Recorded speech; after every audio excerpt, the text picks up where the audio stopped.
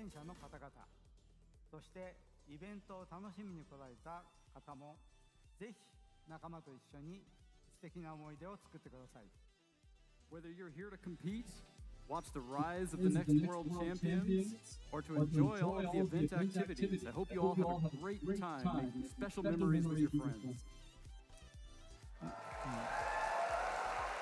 また Aybars hoş geldin. トレーナーの皆さんを支えてくださった ses yoktu. ご家族やご友人の皆さんにも心より感謝申し上げます。皆さんの愛情とサポートが彼らをこの世界大会へと導いてくれました。 I also truly appreciate all of the family and friends who are joining our trainers this weekend. It is your love and support of these competitors that help them overcome the challenges they faced on their way to Worlds this year. さあ、いよいよ始まりの時です。日曜にはポケモン世界大会史上で初めてアリーナ会場で決勝戦が行われます。 Şu an düzelmiş olması lazım. 日曜日にまたお会いしましょう。 And now it is time for the competition to begin. Yes, This yes, year, on düzelmedi galiba. Championship Sunday, we'll be hosting our finals in an arena for the.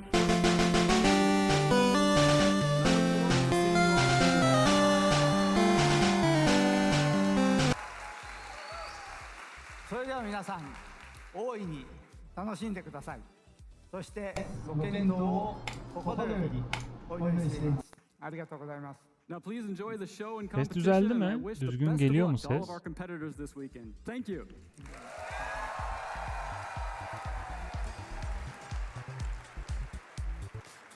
Bence artık okey o, tamam. Thank you so much, Mr. Ishihara. I am very much looking forward Ozi, to hoş what you have geldin. in store for us on Sunday. So, all right, let's see. Our incredible Pokemon community is in the house. Check. Intro video, check. Opening performance, check. So, how about all you top trainers? Are you Az ready to gelsin, compete? konuşmayacağım. Let's get Şampiyona the başlayacak 2025 şimdi. Pokemon World Championships Telif yiyeceğiz started. muhtemelen bu yayından ama Good luck. The battle to become the next Pokemon World Champion yapacak bir şey yok. starts Açtım sesi, right açtım. now.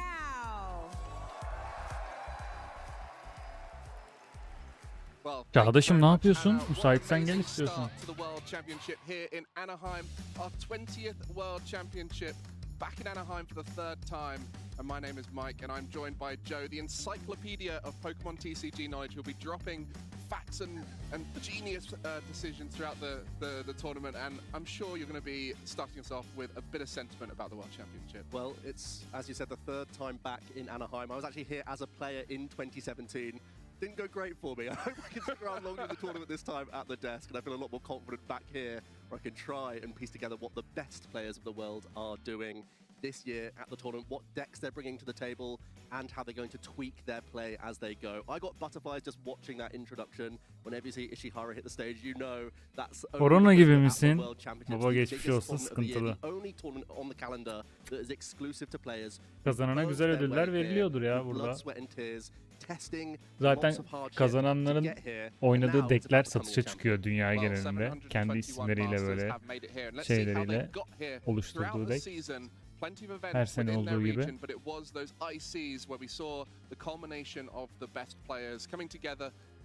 Kart hediye ediyorlardır, para ödülü vardır yani.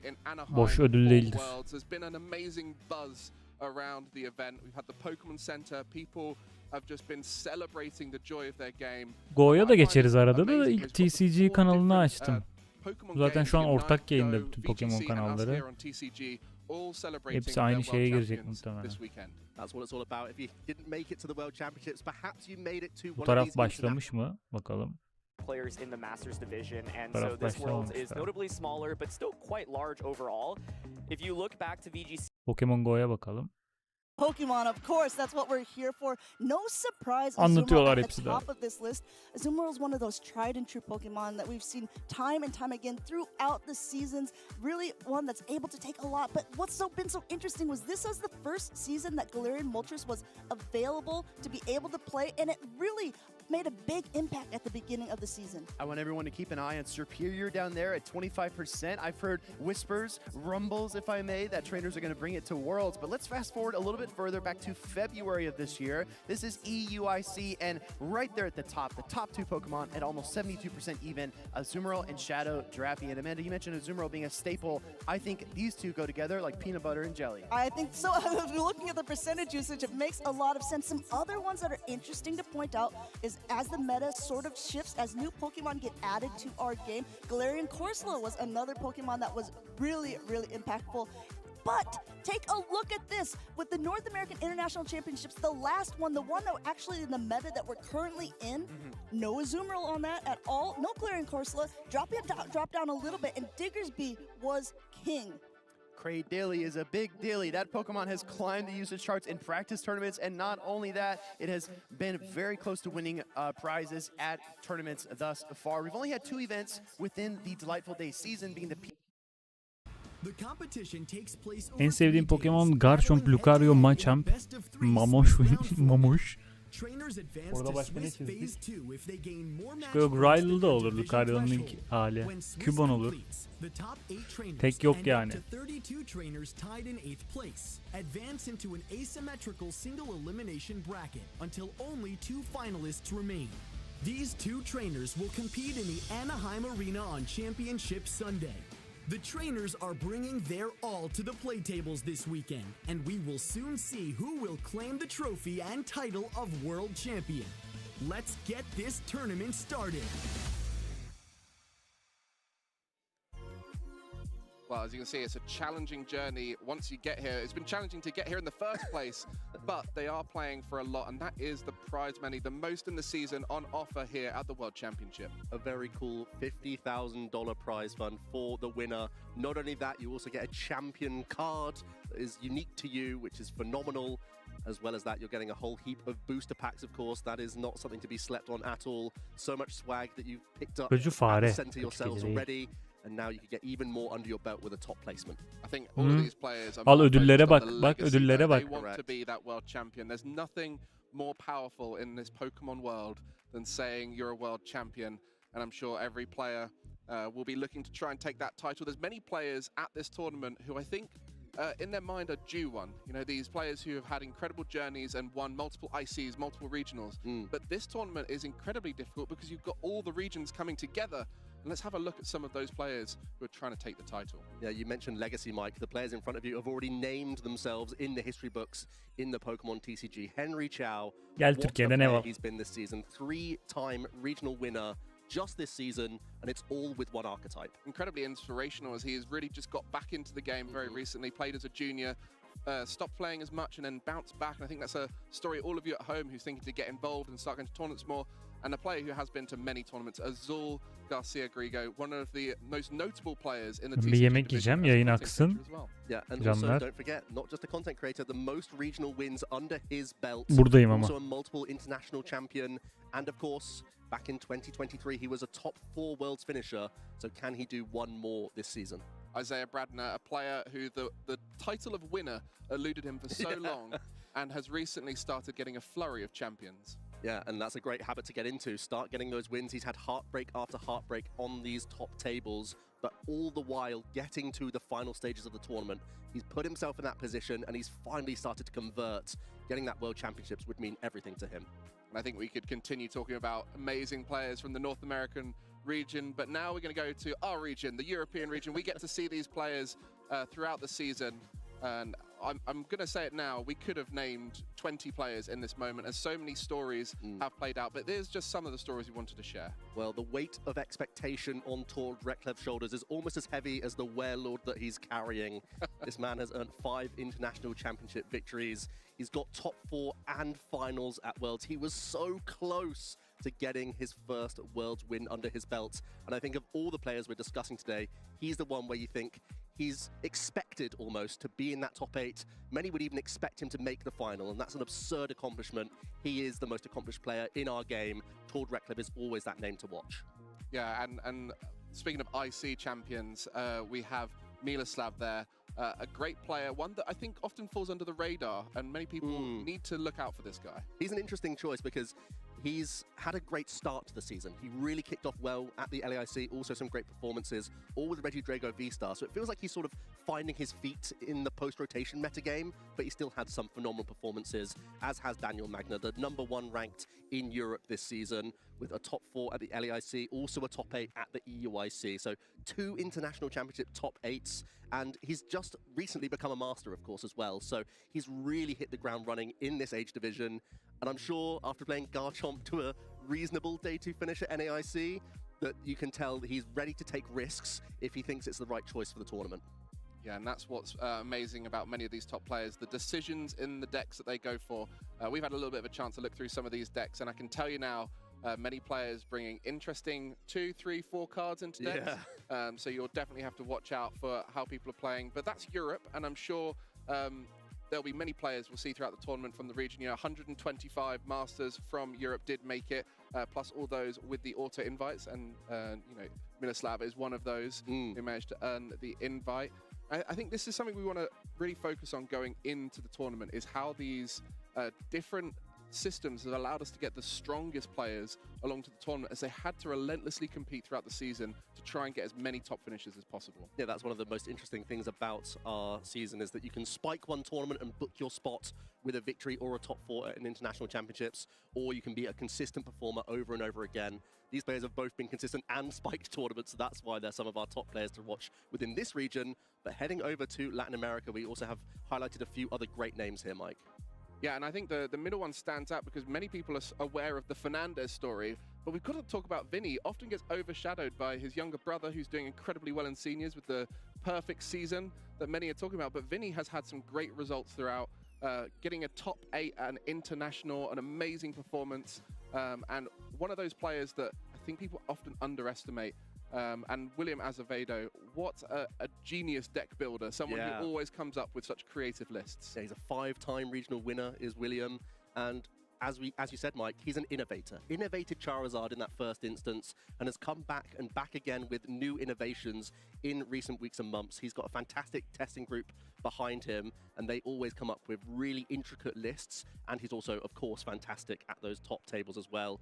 Looking at Giovanni as well, he's had some decent results as of late, a special event victory in Lima, picking up that Terrastal deck with the Jewel Seeker Noctowl and Terrapagos and whatnot. Really ingenuitive with that archetype earlier on in the season.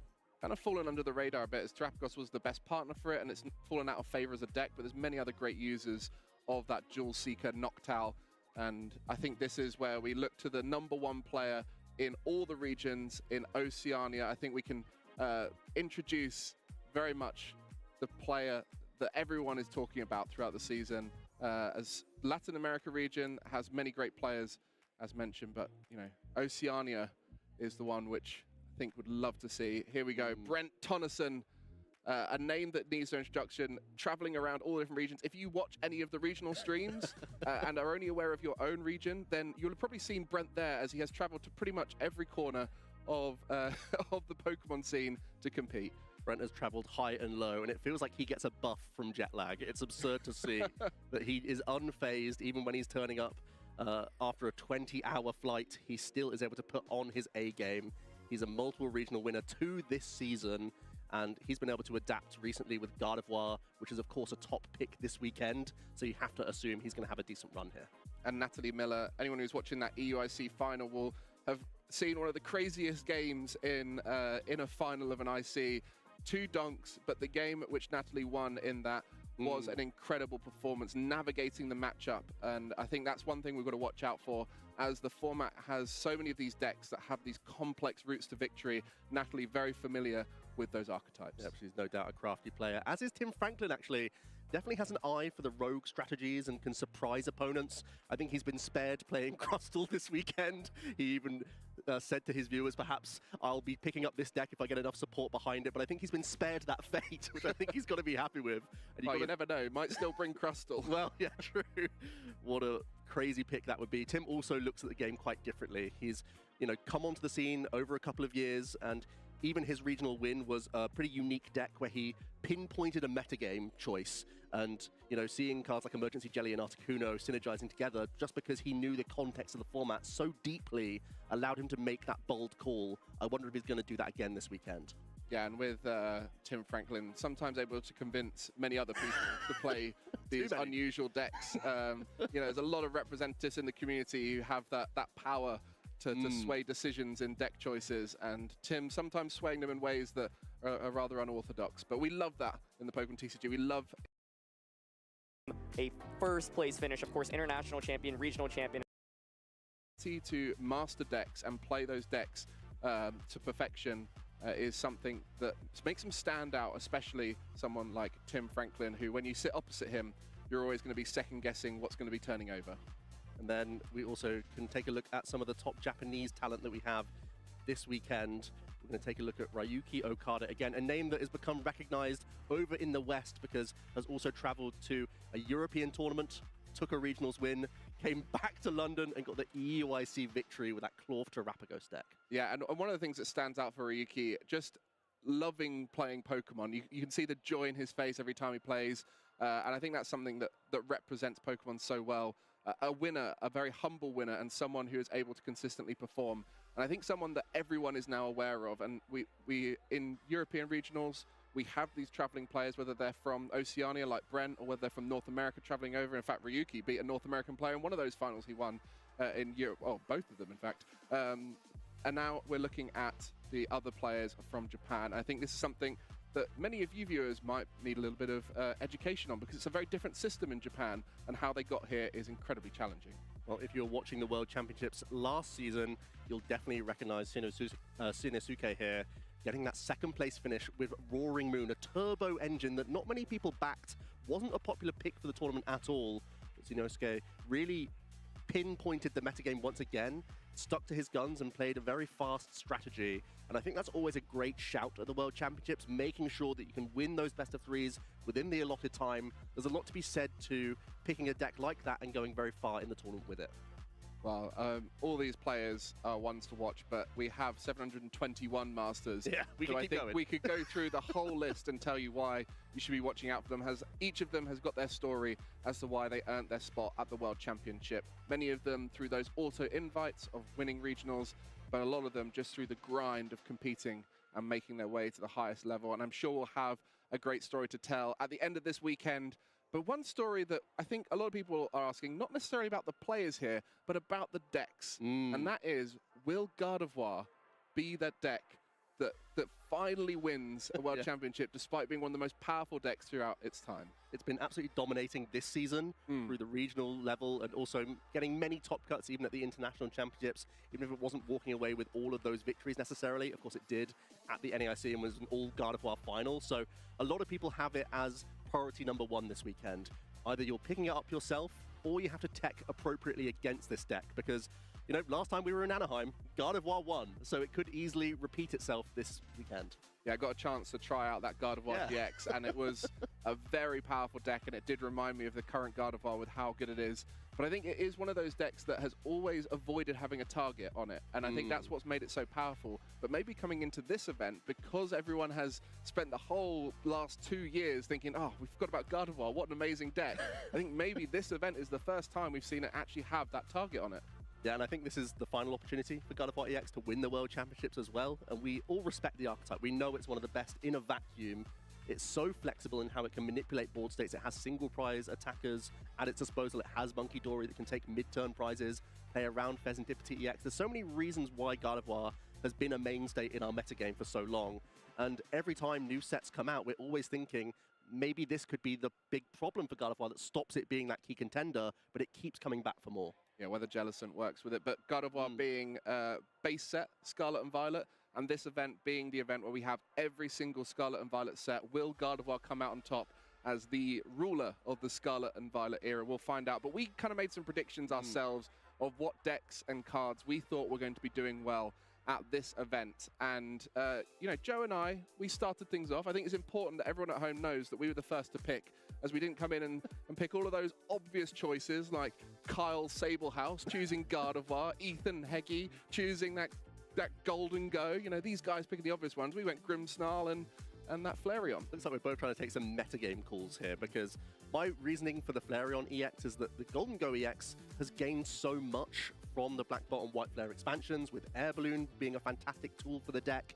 as well as Genesect EX being a fantastic engine Pokemon, I expect Golden Go EX to be very popular this weekend. I think the Flareon deck can have a really strong time into that matchup, and then it's about figuring itself out against some of the Stage 2 Pokemon. In some instances, you have weakness, for example, into Dragapult and into Grimmsnarl.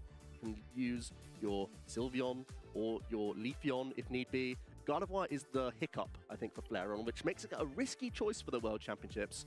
But I do think players who are adept with the deck could go really far this weekend. Yeah, and I chose Marnie's Grimmsnarl because I think Gardevoir is that deck that you're worried about the most, and it's the one which you had the strongest matchup into. And outside of that, you have such a powerful deck that you'd be able to beat everything else if things go your way. Although Golden Go is a tougher matchup for Marnie's Grimmsnarl, so definitely struggling with that. And your Flareon box as well. If you sneak in and you manage to match up with a Marnie's Grimmsnarl, then yeah, it's a tough matchup. But that Ace Nullifier Genesect, everyone's talking about a different Genesect for this event. Genesect EX, one of the greatest additions to Golden Go since it came out, and has allowed it to be really consistent, create a load of spots free for it so you can start adding tech cards rather than to worry about consistency. But it is that Ace Nullifier Genesect that allows you to shut down decks like Golden Go, and it can easily be splashed into any deck that has a plethora of tools. That's the cat and mouse game that our players are having to think about. We all have an awareness that Golden Go got so much better this weekend that already, Mike, you're pinpointing some counter cards, as was I with the Flareon EX pick. You're going a bit more nuanced with the Ace Nullifier, saying it could be a tech card that can go into all sorts of archetypes to shut down the use of those Ace specs, knowing, of course, that Golden Go is so reliant, so tethered to its Energy Search Pro, that being able to shut that down can really slow down their progression. Yeah, and shout out to Freya bringing up the Iron Thorns EX, last year's world champion. I don't think we would see a pure Iron Thorns EX here, but could be splashed into some of the Miraidon archetypes. And what a story that would be. Of all the cards to win back-to-back world championships, I don't think Iron Thorns EX is one that anyone would expect. So some great choices from the casting team, and we'll see how they pan out throughout the tournament. And I also think we've done a pretty good job of covering the top decks, as well as having a few spicy picks in there to decide whether they're going to be making it. But we do have our round one almost ready for you. And so I think we should take a little moment to see, is there any of these players who really feel like they're going to be the world champion?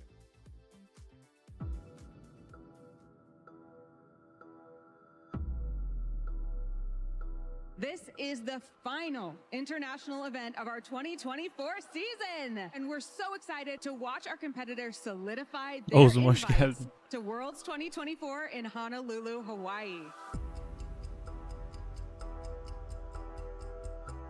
The stakes get higher and higher the closer we get to that coveted world champion title. This is your last opportunity. There is a lot on the line for every single player out here. It has been a long season with a lot of Pokemon coming out on top.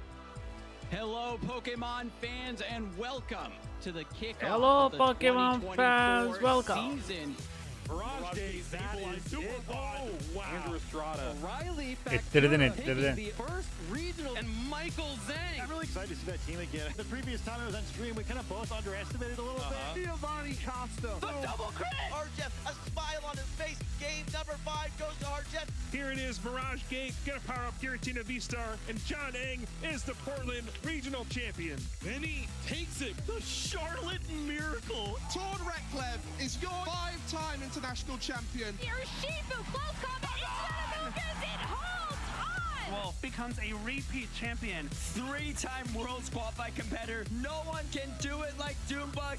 Other trainers should consider me a threat because I never back down. I never feel like I'm out of a game, and I'm always going to give it my best. Do people not see the 3 regional championships I have? Gümüş kudurma. Mess up very often, and I'm not going to start messing up. Probably the best of the world right now, so they should be threatened. I'm threatening in the way that any other competitor who is qualified for Worlds is threatening. Somos la mejor región de Latinoamérica Sur. I think if the other players at the World Championships don't consider me a threat, then they have not done their research. Aziz hoş geldin. Teşekkür ederim. Sen nasılsın? We've had some phenomenal players win this season, and players are better now than they've ever been. You get a lot of people from different places in the world, and it'll be the biggest world so far. It's going to be an incredibly difficult feat to try and win it all. It's never a guarantee. Everyone is phenomenal. Everyone is doing Hadi great service başlatın for the şunu game ya of the World baba ya. Championships. Only one person can win, so everyone's gonna. Burası başlamış oğlum. Go ne alemde? You also didn't actually terrestrialize this Fluttermane, so this Calyrex, while it is going to be taking Scarlet izleyeceğimize Go izleyelim. Go yok mu? Go'nun yayın patlamış mı? It's so tricky, but timing those side waves perfectly is really critical here. We're gonna see another Shadow Punch come through from the Dusclops, neutral damage. You're not gonna throw an Ice Punch into it. Lapras, of course, right? Don't do that. I would never make that mistake in my own Go battle these games. I've never done that. Don't check my records. But we're gonna see an Ice Beam come through here. This might not be enough to KO, but it's gonna take that Dusclops so low. Herkes fix aynı şeyleri kullanıyor değil mi? Burada da meta dönüyor. Advantage of running that regular Dusclops over the Shadow Dusclops, perhaps with the other ones, the Sparkling Aria plus Ice Beam would be enough with that sidewave damage, but even still, that Lapras able to hang on and a quick pivot into the ability to get one acid ahead. This is great because no matter what comes in, he's going to be able to debuff before their charge attack goes off, able to get right to the Rock Tomb in time. Yeah, it was definitely a good move there to go ahead and get rid of that Lapras to get an energy lead, but Tinkaton excels here where the other Fairy-type Pokemon that you're going to see this weekend in Azumarill and Dedenne absolutely do not. The Steel typing on Tinkaton is going to help it a lot. Play Rough coming through here into the Cradillion. Play Rough going to be able to connect there. You do see that Bulldoze is another option. Bulldoze has a potential to debuff the defenses of your opponent here, but the Zone Collection doesn't want to take that risk. He wants to go for that heavier hitting damage no matter what, but Rock Tomb number 2 going through, making each charge attack, making each max attack do a little bit less. Second Rock Tomb connects, whittling down the Tinkaton. Another Play Rough coming through here. Tinkaton'u alır mı lan? Şimdi savunma kullanacak. Just throw charge attack after charge Vallahi attack alacak until they ha. get exhausted over time due to the debuffs. Aa, that you pointed kullanmadı out. savunma. We're gonna see the swap now. Oh, it looks like Nighttime Clasher waits a moment. Now we see the Dusclops, 2 shields on both sides still. 2 shielded Mud Slapper is going to do a lot of damage here, but that first punch is going through. No Protect Shield use on Nighttime Clasher's side, recognizing that he still has 2 very low health Pokemon in the back, but he's going to be able to make some plays here, just chonking away, going for that next Ne yapıyorsun Gümüş ya? Again, what happened at the end of the last game is happening now, going for that charge attack priority. Yeah, exactly. Lining up those 3-turn attacks perfectly. Looks like the Bone Club is going to get shielded, and we're going to see a Shadow Punch forced to shield at this point. Nighttime Clasher looks pretty comfortable, though. I'd say by the body language, he doesn't seem very flustered. I think Mud Slap in a 2-shield situation is usually good. Go. Going ahead and just going and throwing once again, but actually Nighttime Clasher doesn't throw on this time. Just gonna go ahead and use that shield, maybe get one more Mud Slap in before he goes. Look at this, look how low all 3 of his Pokemon are, but he still feels he's in a very comfortable position, even waits to make sure that he saw that fast attack go through before throwing his charge attack here. TCG başlamadı mı hala? Başladı. Have a straightforward game plan with Dragapult because that Phantom Dive is still the best attack in the game. And it'll be interesting to see how Munkidori Dragapult destesi karşı karşıya, ikisi de aynı. Meta, many cards changing archetypes, making decks like Golden Go rise to the top. So now you have to find a way to beat that. And there's lots of different decisions you can make, whether you make your deck more consistent and try and beat it in that way. But both these players have interesting tech for that matchup. But it will then mean in this game, their general game plan will just be to try and be as consistent as possible. And where you take those cards out, it can be tough. And an ace spec in the prize cards as well as 2 counter catchers on the side of Ne ya? Upper Enerji ne yapıyordu ya? Bir tane Dragapult'u bunun da prize'da. Of course, the ace spec, you can only play one of them in your deck. And this is 2 attachments for the price of 1. This is such a huge card that you build your deck around. You have a heavy suite of Professor's Research and the new supporter card Hilda to try and cherry pick this card because it's so vital to get your Phantom Dive for just 1 energy drop. But that being in the prize is going to be a huge issue for him to navigate in this game number 1. Yeah. Well, we'll take you through the differences in their list compared to what you might be used to with Dragapult, but our round 1 is starting now. Adamda PSA tişörtü var, ne alaka? The 3rd time we've returned in 2025. Who will be the world champion, the most competitive World Championship we've ever had, and the start here not looking great for Fabrizio as Tord kicks off going first. Tord starting off with his signature Dreepy and also has the Ultra Ball to kickstart his turn number 1 here. He will be able to search his deck and grab any Pokemon. I think it wouldn't be too surprising if he looks towards getting an additional Dreepy down here. That's oftentimes the priority of these Dragapult builds. Because not only are you working towards your stage 2 main attacking option, but also the more access you have to Dracloak, the more cards you can draw throughout the game with Recon Directive, a phenomenal ability in this deck. Yeah, Recon Directive, once during your turn, look at the top 2 cards of your deck, choose one and put the other one on the bottom of your deck, allowing you to evolve up through Dracloak, not needing to use that rare candy like we often see in stage 2 decks. And the Dragapult at the top of the evolution line, an incredible attacker. 320 HP, no weakness, and with that Phantom Dive attack, allowing you to do 200 damage to the active and 6 damage counters to the bench. So you're setting up these board states where you can slowly break down your opponent with a huge tanky Pokemon in the active spot. And this mirror match is going to be intricate, make no mistake about it. The flexibility of the 6 damage counters that you can place means you can have all sorts of different options on how you try and target down your opponent's bench. And of course, within both players' deck lists, there's also Monkey Dory, a huge card in the format. Every deck is trying to weave this card in, thanks to its Adrenaline Brain ability. If it has a Darkness Energy attached, you can move up to 3 counters from one of your Pokemon to one of your opponent's Pokemon. That means that not only are you removing damage counters that your opponents put onto your Pokemon, but also it can help you set up even on evolving Pokemon like Dracloak throughout the game. And looks like Tord has finished his deck check, checked for the prize cards, and has got a Latias EX out of the deck to allow for that Skyliner. It looks like Tord did not go first. Tord is actually going second. It was a pass from Fabrizio. This changes everything because now Tord has access to Buddy Buddy Poffin, and whenever your opponent fails to get their crucial basic Pokemon into play, being able to initiate an Itchy Pollen lock here to deny the use of your opponent's Buddy Buddy Poffin on the next turn is really going to limit the outs here. It's a better start than we even thought, Mike, because Tord, as you said, is going second. And that means he's going to be able to launch an Itchy Pollen and deny the use of item cards for Fabrizio next turn. Not only has Fabrizio just got one Pokemon in play, but the only Pokemon you want to have in your hand so you can bring it into play to use its ability. And on this occasion, we'll be stuck with just the Holucha on board, as the board is looking incredible for Tord. Both Dreepies down, an energy in play, the Latias to allow mobility, and the Budu to deny Fabrizio options. And we see that Super Rod there, an interesting inclusion from Tord. And I think that's something we're going to see throughout this match, is how he has adapted the Dragapult for this event. Super Rod and 1 Night Stretcher, as opposed to the typical 2 or 3 Night Stretchers we see in Dragapult. I think it's just showing that he wants to try and squeeze out some extra slots in his deck. İşte destelerimiz var 60 kartlık. Hızlıcım Pokemon destelerimiz. Genelde tabi bunlar meta dekler. 60 kartlık. Masanın bir tarafına herkes kendi destesinden en başa 6'şar tane kartı ödül kartı olarak geçiyor onlar. Ama normal kart desteğinin içinden. Ters bir şekilde koyuyorlar, görmüyorlar.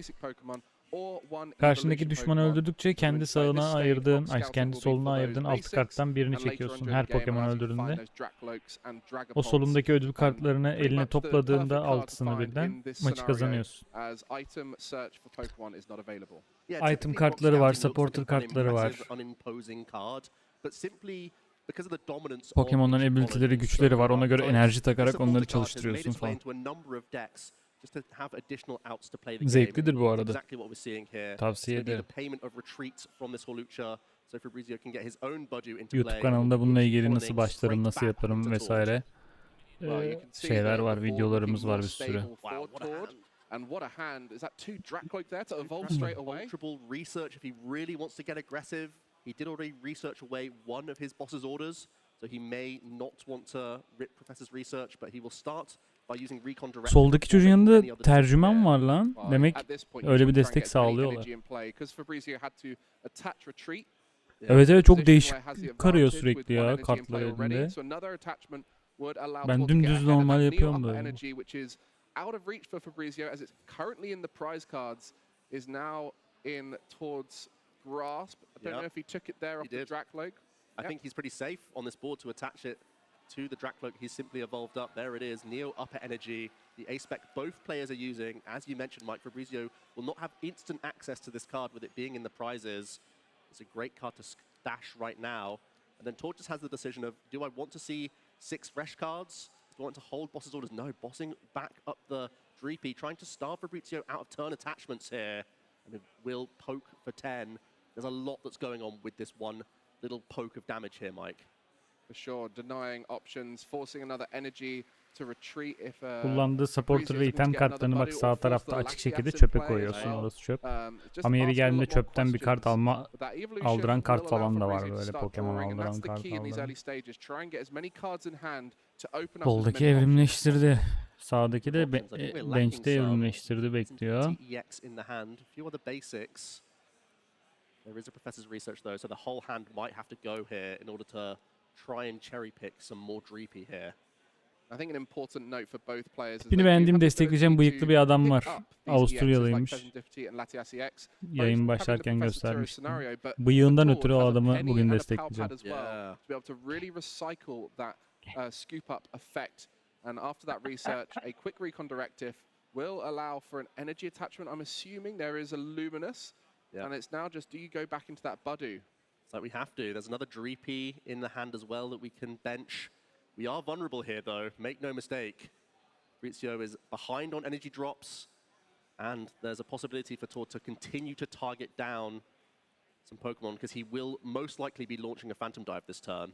Yeah, and with the Monkey Dory, we mentioned 10 canı kaldı sağdakinin aktifte duran Pokemon'u ölecek birazdan ya da switch yapması lazım. So Tord in a very powerful position this turn, and with all those energy on board, we'll be able to create a very stable board state. Feda da edilir zaten. Sıkıntı yok ama bir kart da önemlidir. Şimdi bir kart vermek. Use Hilda.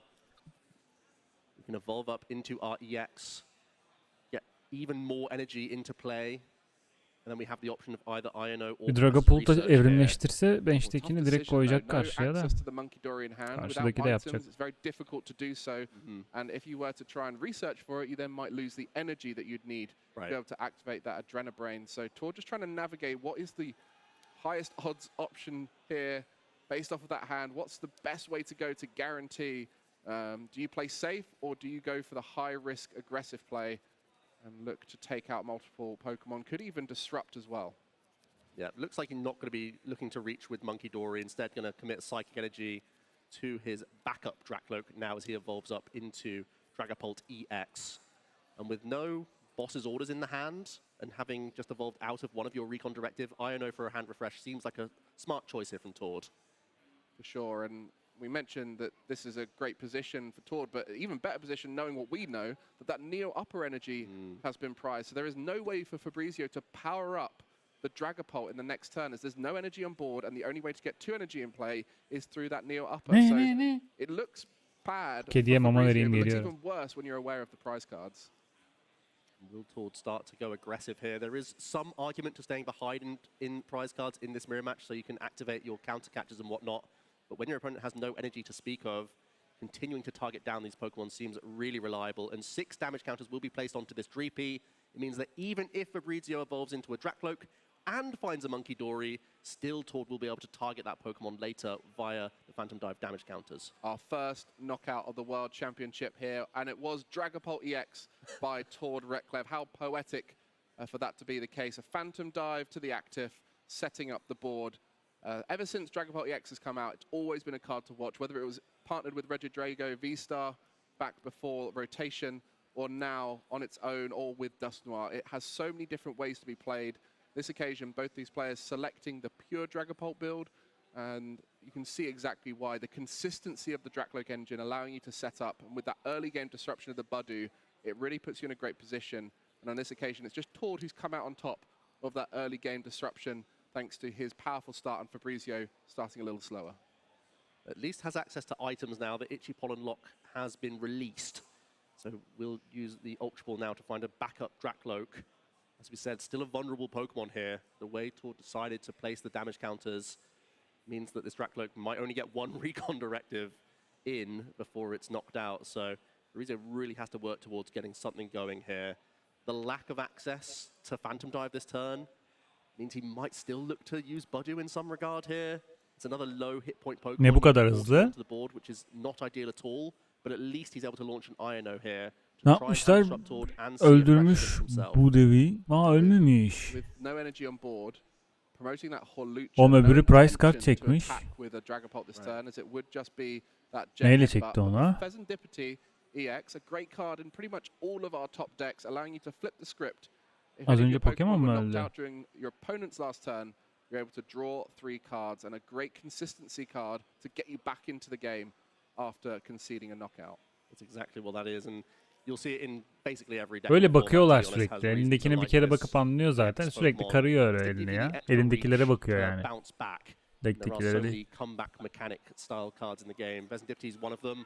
But of course, as you get closer towards the end game as well, Aynı şeylere bakıyor sürekli. Elindeki okey taşlarıyla oynarsın ya böyle okey oynarken. You can have that extra reach towards that final few cards to combine to close out the game. So it's going to be showing up in all sorts of decks, and it's also going to be a reason why many players try an intricate prize map towards the later stages, as Fabrizio has found a Psychic Energy and can evolve to protect his Dragapult EX now to work towards a Phantom Dive on later turns, but I don't see if there's many other actions going on here. A Buddy Buddy Poffin might be the final act of the turn. I mean, you rarely see in a mirror match where one person's able to use their main attacker twice before you even attack, that it's ever going to be going in your favor. But Dragapult has that ability to come back. The disruption. Onu animede belki söylersin. O olayı. Şimdi kartta bir şey diyemezsin. Kartta bütün destenin enerjisi, sinerjisi önemli. Desteği güçlü yapan total hepsinin birbiriyle olan uyumu. And even if there was, there'd be so many ways to pick up Pokemon. So there's not many crazy comeback mechanics, and Fabrizio's playing çizgi filmde tabii ki onlar güçlüler. Hitting Dragapult as often as possible, and unfortunately in this game it's not quite worked out for him.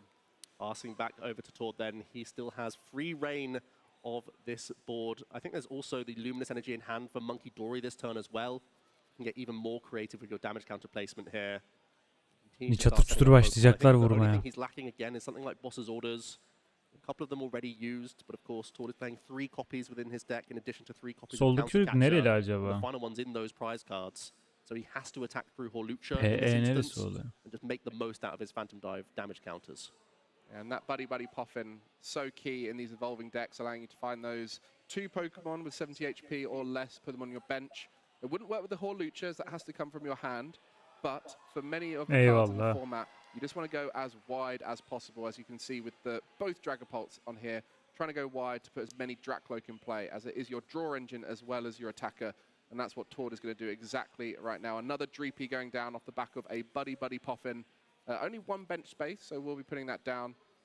But even in this late game, especially as none of them were really used early on thanks to the Budu, I think only 1 from Tord, there will be plenty throughout the game to keep restabilizing that board. His board position is just phenomenal right now. He's already got 1 backup Dracloak. He's working on getting the next one established. He has energy attachment for Monkey Dory, and he's launched a couple Phantom Dives ahead of his opponent. So he is just really putting himself in the best position here to churn through prizes as the latter stages get on. And speaking of which, he's going to now thin some useless item cards and Professor's research for a fresh 7 here. And continue this dominant turn. He is so far ahead in this game number 1 here. It's a best of 3, of course, in our Swiss rounds. You can see the time ticking down in the bottom of your screen there as well. Try and conclude the 3-game series. So it's not all over for Fabrizio here by any stretch, but Tord is looking very ahead in this game 1. Yeah, 50-minute round. When the round is cooled, there will be 3 turns for the player's player out, as well as the turn that is currently in play. And so plenty of time still available for 2 more games to conclude after this one. And I think there's definitely a point in this game where Tord is feeling Mr. Hoops, hoş geldin. Gemiyi nereye park ettin Mr. Hoop? The disruption is great into many of the decks in the format, especially when you play Dragapult, as you can often set up boards where you don't take a knockout, so you don't give them the Fezzidipity EX. But with those Dracloaks, you do see an extra few cards as well as denying cards you don't want, and it really allows you to stabilize throughout the game, especially once the energy is all in play, ready to go. It looks like Tord is just doing his diligent deck thinning here, playing Ultra Balls, pulling cards that you might not necessarily want even in his hand, just so that he's setting himself up for late game higher notes. I feel like that's one of the only things that slow him down after such a great start. When you say deck thinning, how important is that for players at this event? There's no doubt that it's vital. Every single time you have that opportunity to izlemek beni iyi hissettiriyor. Niye ya? Neden iyi hissettiriyor? Especially when a deck like Dragapult EX has reach from Recon Directive, you get to access more cards from your deck. The fact that you can take out cards you never want to see as the game progresses, it's going to improve your odds of getting exactly what you'd like to hit. Because I think the one thing Tord wants to work towards is Palpad if he can. Yeah, especially with both these guys having cards that are for specific matchups that they don't want to use in this particular matchup. Oğlum apartmanda benim katımdan birisi geçerken otomatik ışık yanıyor ya kapının önündeki ampul. O ampul yanıp söndüğünde bilgisayarın sol ekranı gidip geliyor. Nasıl bir bağlantı varsa elektriksel. Bu maç birazdan patlayacak, hızlanacak. Anca has kurdular. now been knocked out Bak too, şimdi and aldı there bir is some tane spare daha. damage counters for Tor to sprinkle O around. Benji de koydu, onu da Yeah, aldı. there's 5 additional damage İki counters ödül kartı after taking çekecek. already a 2 prize KO here. Finishing off the setup drop load Çekmedi. over a couple turns. 1 counter going on to Pheasant Ha, Dignity hala EX. counter koyuyor. Again, you can have a situation of placing 3 and 3 on multiple 3P here. You don't have that much damage to play with, but 3 counters on one of them could be vital here, especially when Fabrizio can't really afford to attach to a Monkey Dory next turn. Ona da Yeah, koydu. he's gonna just be putting all 4 Onda öne onto one of geldi. those 3P, and Tord is getting 2 ödül closer kartını to aldı. taking 3 all ödül those kartı prize cards. kaldı. Just 3 remaining for him as Fabrizio Karşı taraf has şimdi yet to take hazırladığı one. Dragapult I'm ikisini sure de he's looking to çıkardı. try and 2 get that Dragapult Neo energy kapışacaklar. out of the prizes as a little bit behind Aktif on those Pokemon'a energy 200 attachments. vuruyordu. Struggling a little bit Artı here with bench'tekilere de stability of the board, 100 but does start hasarı to exhaust dağıtıyordun the script. istediğin gibi Yeah, we need sanırım. help to 10-10 flip the script, 'cause falan. I didn't see access to Iono, and I feel like that has to start coming down Arda at hoş this stage in geldin. the game when you're quite far behind. Bir maç ortalama As found 20 also dakika, that at least evolve up 21 into a dakika Dracloak sürüyor here. olabilir. I don't Oynayanların think he hızına has bağlı access bu to arada. Fire Energy just yet, unless it was found off the Pheasant Dignity EX. Mentioned the Iono, really powerful here against Tord, as Tord has no Zaten draw total engine on süre board, but does have bak those aşağıda attackers ready to 33 go. So demişler just de hoping that oyunda two o kadar Dragapults is fazla bile enough at this stage, vermiyorlardı. retreat into them for free with the Latiasi X's Skyliner and just continue the final 3 prize cards through 2 or 3 Yani yeni bir Phantom Dragapult dives. yapması lazım. Fabrizio gonna Dragapult say that yaptı, the 4 damage on 3P evrimleştirdi. means that's basically no longer an option. Let's attempt to get a Dracloak in the mix instead on a healthy Pokemon on the bench. Does have a Monkey Dory. Actually, there is Night Stretcher in the hand, so we could evolve up multiple Cloak here. if Yok, need be, $100 for extra almayayım draw ya. power. It's whether or not we need to prioritize an energy instead here. Did we find Iono from the Pheasant Dignity? I see a lot of bosses' orders. I see Hilda. I'm not sure if I see the Iono. And Tord sat on a great hand as well, by the way. He's sat on Professor Toro's scenario next turn in case there's a hit with a Phantom Dive. Could be getting... Oh, he did find Iono, so here we go. A big hand disruption. Fabrizio will see 6. Tord losing a bunch of cards in his hand and losing a Dracloak to the bottom of the deck as well. That would be like his only semblance of any draw power. So Tord is going to be limited to a really low number of cards next turn. Yeah, Exactly what you need to see from Fabrizio. Just see him taking that little bit of extra time to remember what was in that hand, so he knows to shuffle or continue drawing down. And I do like this Iono now, and the energy attachment coming through will allow the first Phantom Dive of the game for Fabrizio, and will try and claw back through this game. Şimdi Drippy'yi öldürecek. Onun üstünde 40 damage counter var zaten. Kalmış 30 yana. So we'll just be getting it out the hand and into play. And we'll be looking to Phantom Dive into the active, putting 200 Jamming damage Tower on kullandı. Tord's Tool'lar and now for those 6 etkisiz damage hale counters. geldi. And when we're dealing this much and keeping Yarın ne that damage in turnuvası play, var ya, it doesn't really Mr. make sense to Hooves. spread the damage counters too much, trying to play around Monkey Dory because they can Şimdi always sol get the taraf maximum vuruyor şu value anda. by Ne removing the damage off the yapabilir? active Bakalım. Pokemon. So instead it's En gonna be a kısa full sürede 6 düşük Monkey canlıları Dory öldürüp here. yetişmeye Did the same çalışacak thing Tord price set card up a few turns anlamında. earlier, which was even after evolving up and using the Fabrizio, Dread Brain, Inga Fabrizio Silva can nasıl bir still target isimse. a Dracloak if you would like. Yeah, you see that power pad there. Aynen, card ikisi de birebir Tord aynı loves to desteği use. He kullanıyorlar. loves to have Yo, these birebir değil, unusual pardon. supporters in Latias deck görmedim that he can soldakinde. use. Ha, var And var, then Latias var also soldakinde de adding var. that 4th and 5th boss's orders back into the deck, playing only 3 copies, but by having the power Supporter. pad, it's almost like he's playing a 5th copy Discard pile'dan of dekine koyacak. every time he uses that boss's orders, and you can see how important that card is in the archetype. We Tord saw alacak ya, Dracloak sağdaki increase the eleman number of kazanacak dust gibi. options as the deck Bir got sürpriz stronger and olmazsa stronger. Playing 4 bosses orders, 3 counter catchers. Last time we saw Tord piloting it. Now with those 3 bosses orders, and I believe 3 counter catcher, maybe 2. Yeah, 3 counter catcher. İyi, Drippy'yi That is a evrimleştirecek. lot of gust option once you put them back in with the power pad. Az da olsa biraz Tord tutunabilir is belki. spying game this turn with the 10 damage already on Pheasant Dignity EX and a heavily damaged 3P. This one recon directive can find one of those 2 bosses orders, and the game could be closed out this turn, Mike. It's only a couple cards, but the deck is relatively thin, and we have to shuffle 2 bosses orders into the deck. We could be closing Ben out game sağdaki 1 diyorum very tabii ki. shortly. Önde çünkü yani. Avantajı da var. Bench'inde Pokemon'u hazır, öbürü anca hazırlıyor. There's a counter catcher. The Ethan Pseudo-Wudo as well, an interesting tech inclusion. Not Counter only is catcher Tord mı playing kullanıyor? the Maractus, but also an Ethan Pseudo-Wudo, which can also be a corner trapping option. Well, here's a little quiz for you. I said you're the encyclopedia of knowledge. Tell me, what does Ethan Pseudo-Wudo do? Well, impound is just like corner in that it can deny the defending Pokemon from retreating, but it also has Öldür the oradan try 2 to tane işte. imitate Drippy'yi de attack. koy oraya. They can have some Bir kart interesting daha. high 2 roll kartın moments in kalacak panic sonra. Ya da karşıdaki situations. Dragapult'a Flip a coin koy. of heads, choose one of your opponent's active Pokemon's attack Aynen and use it öyle. as this attack. Fabrizio, sigh of relief. The game hasn't ended just yet. Tord having to suffice for attacking into 6'yı the 60 active 60 Dragapult and sayıyorlar. will go down to 2 prize cards remaining. Oy Finishing gitti. Bir off kart the bench çekecek. Dracloak here after the use of Monkey Dory. Now, in İki this kartı matchup, kaldı. when there's damage on board, especially when there's that much damage on a Dragapult, you'd think about something like Professor Turo's scenario as a great option to get rid of it. But without that Neo Upper Energy or without a bunch of energy in play already, that would mean Fabrizio has no attacker outside of something like a Blood Moon, Ursaluna, and that puts him in a tough position to really continue attacking. So Professor Turo's scenario might seem great here, but it might just be putting him so far behind it's not possible. There it is. Yeah, 3 additional cards from the Flip the Script. We do have Counter Catcher plus Iono, a classic combination that Dragapult likes to string together to attempt to buy time. There aren't many liabilities on the bench for Tord, though. So there's not even great trapping opportunities thanks to the Skyliner ability of Latiasi X.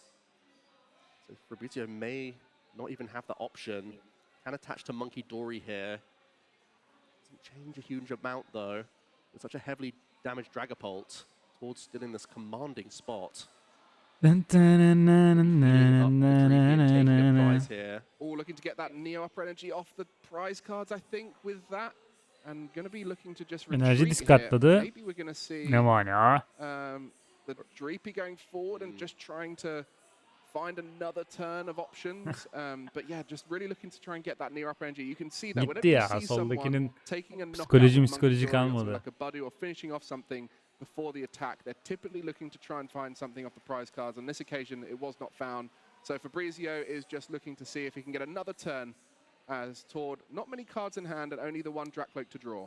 Boss's Orders will do it. There it is, coming to the top. Boss's Orders. Tord can close out the final 2 prize cards and take a dominating game number 1. What a game for Tord. Set up well, set up strong.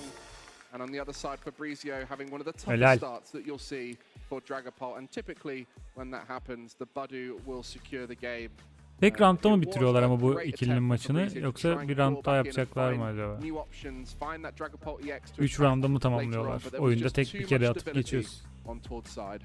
Yeah, Tord's start was more than helpful, getting access to Ultra Ball in addition to Buddy Buddy Pop-In, addition to research.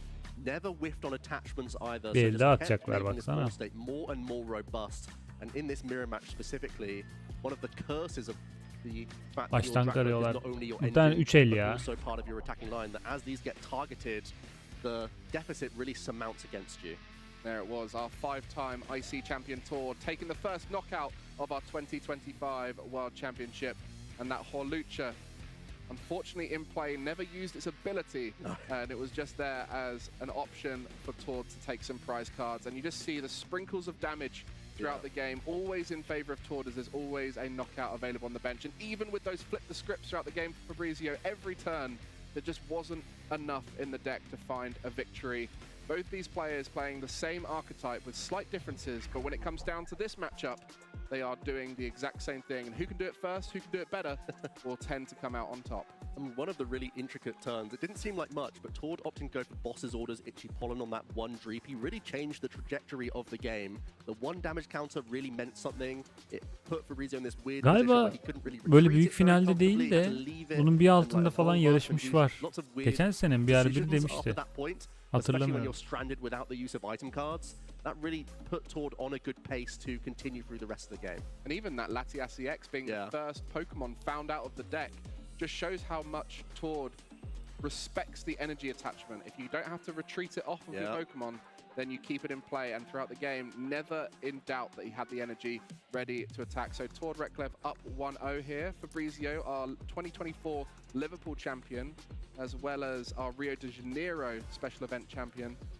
I think we can safely say a great player who's looking to try and overcome Tord Reklev here in this moment. Not the player you want to be seeing on your round 1 at the World Championship, but I'm sure every player here is confident that they can take anyone at the event. It's Start to see some prize cards momentarily. You have to imagine Fabrizio is going to opt to go second here. Getting those additional outs to so many supporters within your deck means you aren't going to be found without a Buddy Poffin and just lacking those Dreepies as he did in game number 1. And really try and put the onus on Tord to have early item cards before there's an Itchy Pollen. Well, game 2 kicking off here, and it will be Tord looking a little bit stumped at his hand, but actually, I wouldn't be. He's got 2 Buddy Poffins, Mike. Well, Buddy Poffins will find you all the Pokemon you need. There's energy in there, pretty much the perfect turn 1. And how does he do it? Tord will find his way through and just do that deck check, and you'll see this throughout the tournament. All these players wanting to make sure they understand what their prize cards are. Speaking of prize cards, talk us through that unusual card we don't often see in Dragapult. Well, the Cornerstone Mask Ogerpon EX is a tech card that Tord has chosen to include within his list.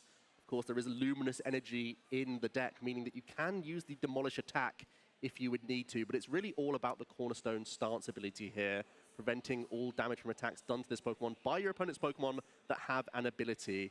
And it won't be coming up Bakalım bu much in sefer this kim matchup, yenecek? no doubt. Whoops, That's ne gonna be diyorsun? staying well Ben clear bir of the board. lavaboya kadar Never gidip help geliyorum. it.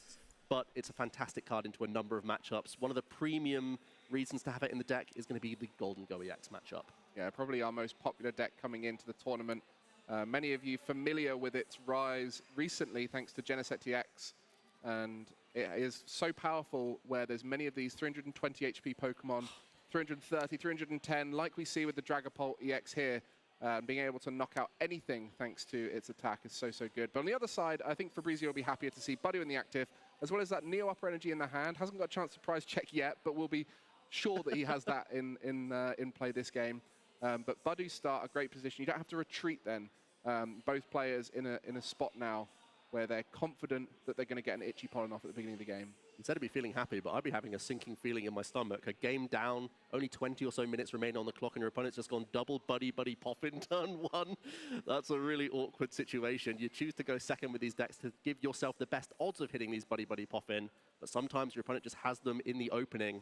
And now look at Tord's board. Led with the Budgie, which means he's already threatening Itchy Pollen with no headache, no need to put the Latias EX into play just yet, and has already started to find Dreepy, which really sets him up nicely. Does he have a turn attachment to boot?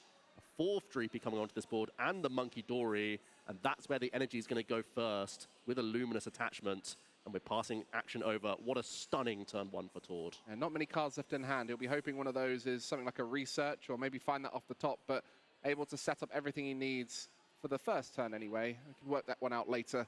On the other side, Fabrizio going to be doing his first deck check. We'll be pleased to see that it's not too scary this occasion. Does have a few cards in there that are useful. Having a 4th Dreepy, having a 4th Dracloak, always nice to have them as you see them more often. And that Boss's Orders and the Research, but all of these cards in multiple counts within the deck. Fabrizio playing the full 4 copies, as Tord actually did at the NAIC. So I'm sure Fabrizio was somewhat inspired by Tord's choice, which is what's led him towards choosing this deck for the World Championships this weekend. We're seeing the early search for a couple Dreepy of his own. And as you spotted, Mike, already energy attachments. The Neo Upper Energy going to be committed early here onto a Dreepy. It's a Boss's Orders. There's just a bunch of energy in this hand. Well, we noticed that last game, the first play was Tord bossing up a Dreepy and Itchy Pollen into it. So not only inspired by the deck, but maybe inspired good by idea. the option. As the evolution into the Dracloak will allow those draws to come through. And as Monkey Dory boss, not ideal. You really want to start getting those Dracloaks on board, as many as possible, really, at this early stage. There's a Psychic Energy. You could attach Retreat if you want to Itchy Pollen your opponent back here. That's exactly what we're going to be seeing from Tord. Try and protect your Dracloak as best as possible, and deny the outs from Fabrizio to find multiple Dracloak himself here. He's going to quickly ask how many in the hand. Both players kind of sat on not much. It's going to be a Boss's Orders back. The Monkey Dory can fling 1 damage counter over to the Budgie, and then it will be an Itchy Pollen here as well. Why is that Boss's Orders play so key for these players early on? Well, when you're lacking draw power, there's always a way that you can make a situation happen like this, where you're forcing energy attachments off these Pokemon just to retreat. And Tord's already found his Monkey Dory energy attachment, and that's a big advantage in mirror matches. So whenever you're removing an attachment, You're putting your opponent behind that little bit, and Fabrizio just having to settle for an Itchy Pollen here. And without that ability to evolve through Rare Candy, another key component to early turns is evolving into Drakloak. And on this occasion, Tord may only have that one Drakloak, but it's going to get him more cards. It's going to allow him to get to Dragapult sooner. And this knockout here on the Budu, not only will it take a prize card, but it will remain item lock for Fabrizio. Not able to play any of those item cards, but the Pheasantipity now activated. Does it change his fortune here? Do we finally have access to a draw supporter? So far, just the boss's orders played. Well, at least he's found another Budu. It could be another retreat play. It's getting more and more awkward for Fabrizio. The only good news is that Tord hasn't had the best hand either. Both players are working on a little right now. It's another energy having to be sacrificed to maintain this Itchy Pollen lock, hurting the outs of Tord's draws from his recon directive. You just see that Monkey Dory early on with the Luminous Energy attachment, allowing those... Ooh, it's a research, Mike. Ooh, that's huge there. The Adrenabrain early on, just popping damage back across. But on this occasion, the research will allow Tord to dig deeper and hopefully set up some more Drakloaks, as that singular Drakloak might be good, but you just want to set up the most aggressive board state possible, especially while Fabrizio is struggling to get going. The more the merrier for Tord. He's able to pick up, it looks like a Dragapult EX for the following turn as well, perhaps. Looking pretty solid here. Did have the attachment of Luminous Energy. We're going to see the Monkey Dory removing a damage from his active Budu here. Going to go on to another Dreepy. That's huge, that one damage there. Sets up a Phantom Dive, of course. Wow, that's the... Keep poking with Itchy Pollen and hoping that Fabrizio's top decks are poor, which it seems like they are. The Hawlucha off the top. Luminous Energy attachment to Dreepy, and Tord again has this fantastic opportunity. It's just an Itchy Pollen. Tord is going to have the option to take out the Neo Upper Energy A-Spec here. If he can attack with a Dragapult, it looks like it's already in hand. You mentioned as soon as it came into play, you know, that could come back to bite in the future, as it could get denied, but you just don't expect to be denying yourself of Drakloaks for this long. Yes. And it's just been so tough for Fabrizio, even with that flip the script from Pheasantipity, unable to draw into the Drakloaks. And once one is on board, you're just seeing so many more cards per turn, and that's exactly what you're seeing right now for Tord. That research last time was thanks to the Drakloak digging deeper through the deck, and that will just continue to be the case, as we need another energy and the Dragapult to evolve to be able to swing and knock out the Dreepy on the bench. And at that point, Fabrizio will just have a single Dreepy in play. It's going to be an awful position. There's also boss's orders in the hand, so Tord could take out double Dreepy here, leaving Fabrizio with a Pheasantipity EX and a Budu. That is not where you want to be. Boss's orders up the Neo Upper Energy Dreepy. Tord going to be going up 3 prize cards and eliminating every threat on Fabrizio's side of the field. Wow, that's the power of this deck. The Budu keeping the lock on for longer. Wow. In combination with the Monkey Dory, damage has been moved around, set up the double knockout. No Dreepy on board for Fabrizio. He's going to have to claw back into this one. We said it last time, trying to find a way back in. On this occasion, it's an even harder hill to climb. My goodness. He has not had the best rub of the green here at all, Fabrizio. Both hands have been subpar in his openings, and Tord has just... Well, in this game, it took him a little while to get going, but eventually the recon directives did it, and it's going to be the handshake from Fabrizio. He understands that Tord has built once again an unsurmountable position, and it's going to be a breezy 2-0 victory for the most accomplished player of all time, Tord Reklev. Yeah, looking to come out to the Anaheim World Championship in 2025 to get that title that's eluded him.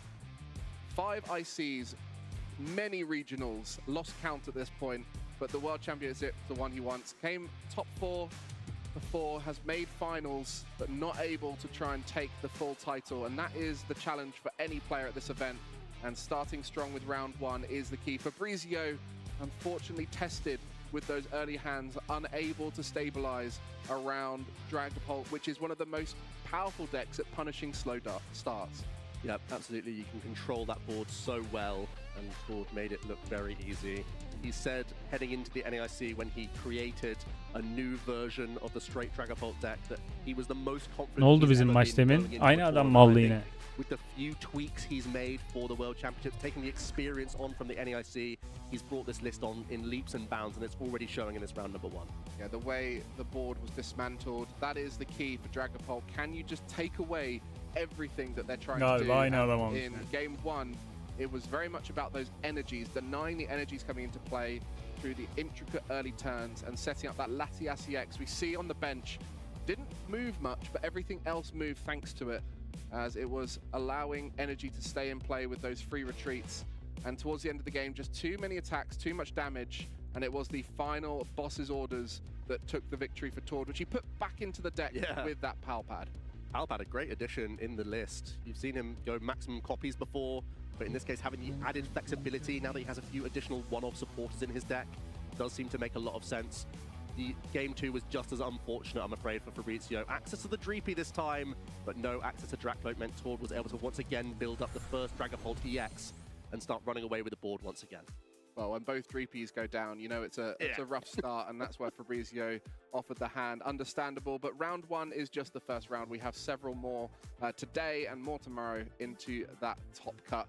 So plenty of opportunities for those players who take early losses to continue on and still have a chance at becoming the world champion here. That was round 1 of many rounds, so you better be sticking around all day because we have got so much content for you, whether it's the players, whether it's finding out more about the decks that we have at this tournament. We have so much information, and because this event is the event that has all the Scarlet and Violet sets, all the way from base set up to the Black Bolt and White Flare, we're getting to see what the best of this era has to offer. It's been a phenomenal change in the Scarlet and Violet era. We knew that from the discussions with the creators of the cards that they wanted to focus on comeback mechanics. They wanted to focus on having viable stage 1, 2, and basic Pokemon. They've succeeded in that goal tremendously, and it means that we have a very diverse format here with a lot of intricate choices within deck lists as well. We saw sneak peeks. The cards that were added to both Tord and Fabrizio's list weren't necessarily for the mirror match, but they are going to completely adapt how they approach certain matchups throughout the rest of the day as well. So I'm excited to see the likes of the Pseudo Wudo, the likes of the Cornerstone Ogerpon, even adapting Professor Turo into a Penny, having a Palpad in there as well. All of these small changes can change the fortunes of a player in one of these major tournaments. Well, Fabrizio has the Slime Colony, he does, Toad but Toad School has been rocking around on the stage, and I know someone else who is over there, and that's Tord Reklev. Let's find out how he felt round 1 went. Thanks guys, that's right. I am here on the stage with our winner from round 1. Sanırım ikinci maçı da adam almış. Bak gösteriyor. What a great way to start off the tournament 1-0. How are you feeling? I mean, the game itself was like whatever, but I'm feeling pretty good. I'm pretty satisfied Artık with my burada şampiyonada son kaç yarışıyor acaba? satisfied with my deck choice. Son 8 mi yarışıyor? Yeah, Son 10 mu hope to have a good yarışıyor? day.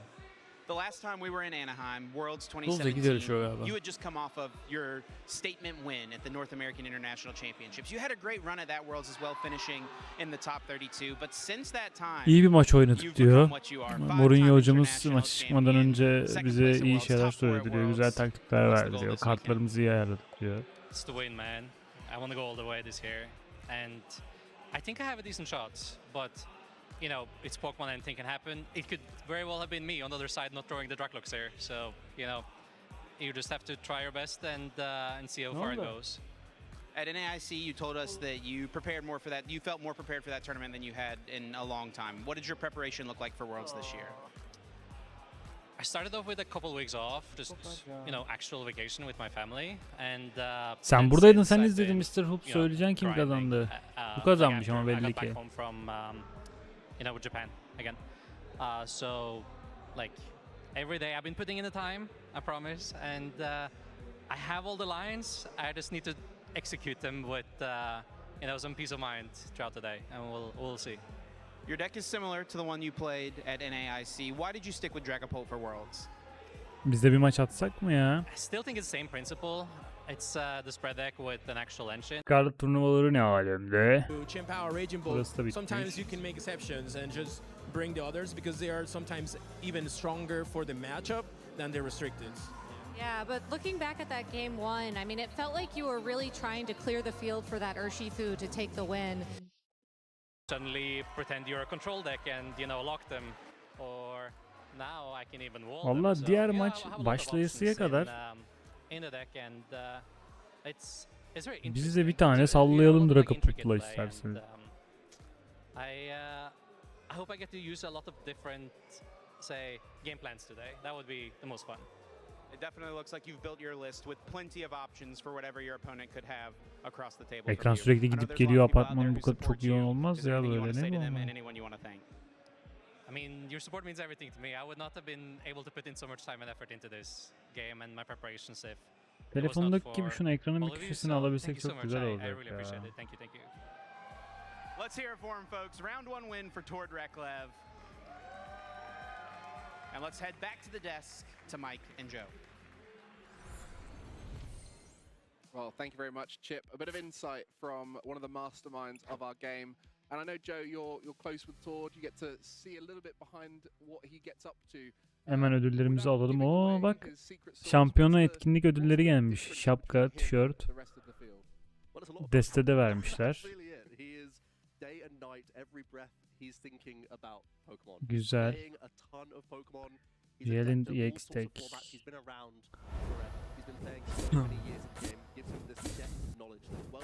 Hemen giydirelim bunları.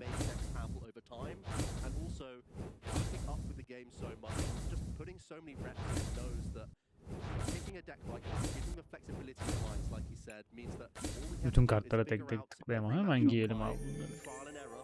Figure out where your best win percentage comes from, and then it's about that execution. He's on the stage every time, completely chilled out, because he knows he's been put in basically every situation before, so he knows what the best choice is. I think the only match that might make him nervous would be a World Champion final, because that's the only thing which is unfamiliar to him, winning. Nerede şapka? Important point is he's playing the same archetype as NAIC. Has been a lot of time. He's played a lot of reps of this deck. For someone like him, görmedim. Şapka başka yere mi geldi? Saça gelmemiş. I think it definitely helps. It means he can make decisions in a timely fashion as well, which is a big deal for a deck like this, where Dragapult can sometimes slowly set up game over a number of turns, and sometimes you're going to be the one on the back foot, hoping to hand Ben mi görmüyorum ya? Vallahi yok. And slowing down the opponent, slowing down the game for as long as possible with Budgie as Neyse well. şunu takalım. Not only making the correct decisions, but doing it quickly, and also having the awareness of saying, my ball position is too far behind, let's pick it up and let me give myself 2 games to still try and close out the set. That's all experience. That can only happen from having a lot of reps. And Tord, yes, he's happy to jump around decks. Whenever there is a new format, he'll look at it with a fresh pair of eyes and see what's changed in the meta to be the first. Hangi deckle girdim ki ben? But also he's been very happy to stick with the same strategy for as long as possible. Şampiyona masası da gelmiş. Güzel ilgileniyorsunuz oyunla ya. Böyle şeyler görmüyorduk. You can really tell that he has pushed this as far as it possibly can. Well, it'll be great to see those techs in action as Golden Go, one of the most popular decks in the current format. Charizard destesiyle mi? Yo, Dragapult Charizard'la gelmiş. Basic kart gelmedi. Baştan karacağız. As we just saw 2 decks with completely different tech options in them to try and help in that matchup. Let's talk through some of those tech cards that people might be playing into Golden Go. So I think one of your favorites, the Ace Nullifier Genesect, is actually very good in the matchup as well, denying the use of the Energy Search Pro. Stops a lot of the reach from a Golden Go. It's very adept at taking a turn 2 knockout with a Make It Rain. It has access to just 1 Cypher Maniac or just 1 Arven. You grab your Ace Spec, suddenly you're getting 6 energy for free, and you can deal, 350 damage all from this 1 item card, which is absurd, really. That's why it's an Ace Spec card. But if that can be denied from the Golden Go, it has to keep fishing through the deck and just drawing it. It has access to sometimes just 1 Earthen Vessel. So if that's removed from the access to Golden Go, it's a far slower approach.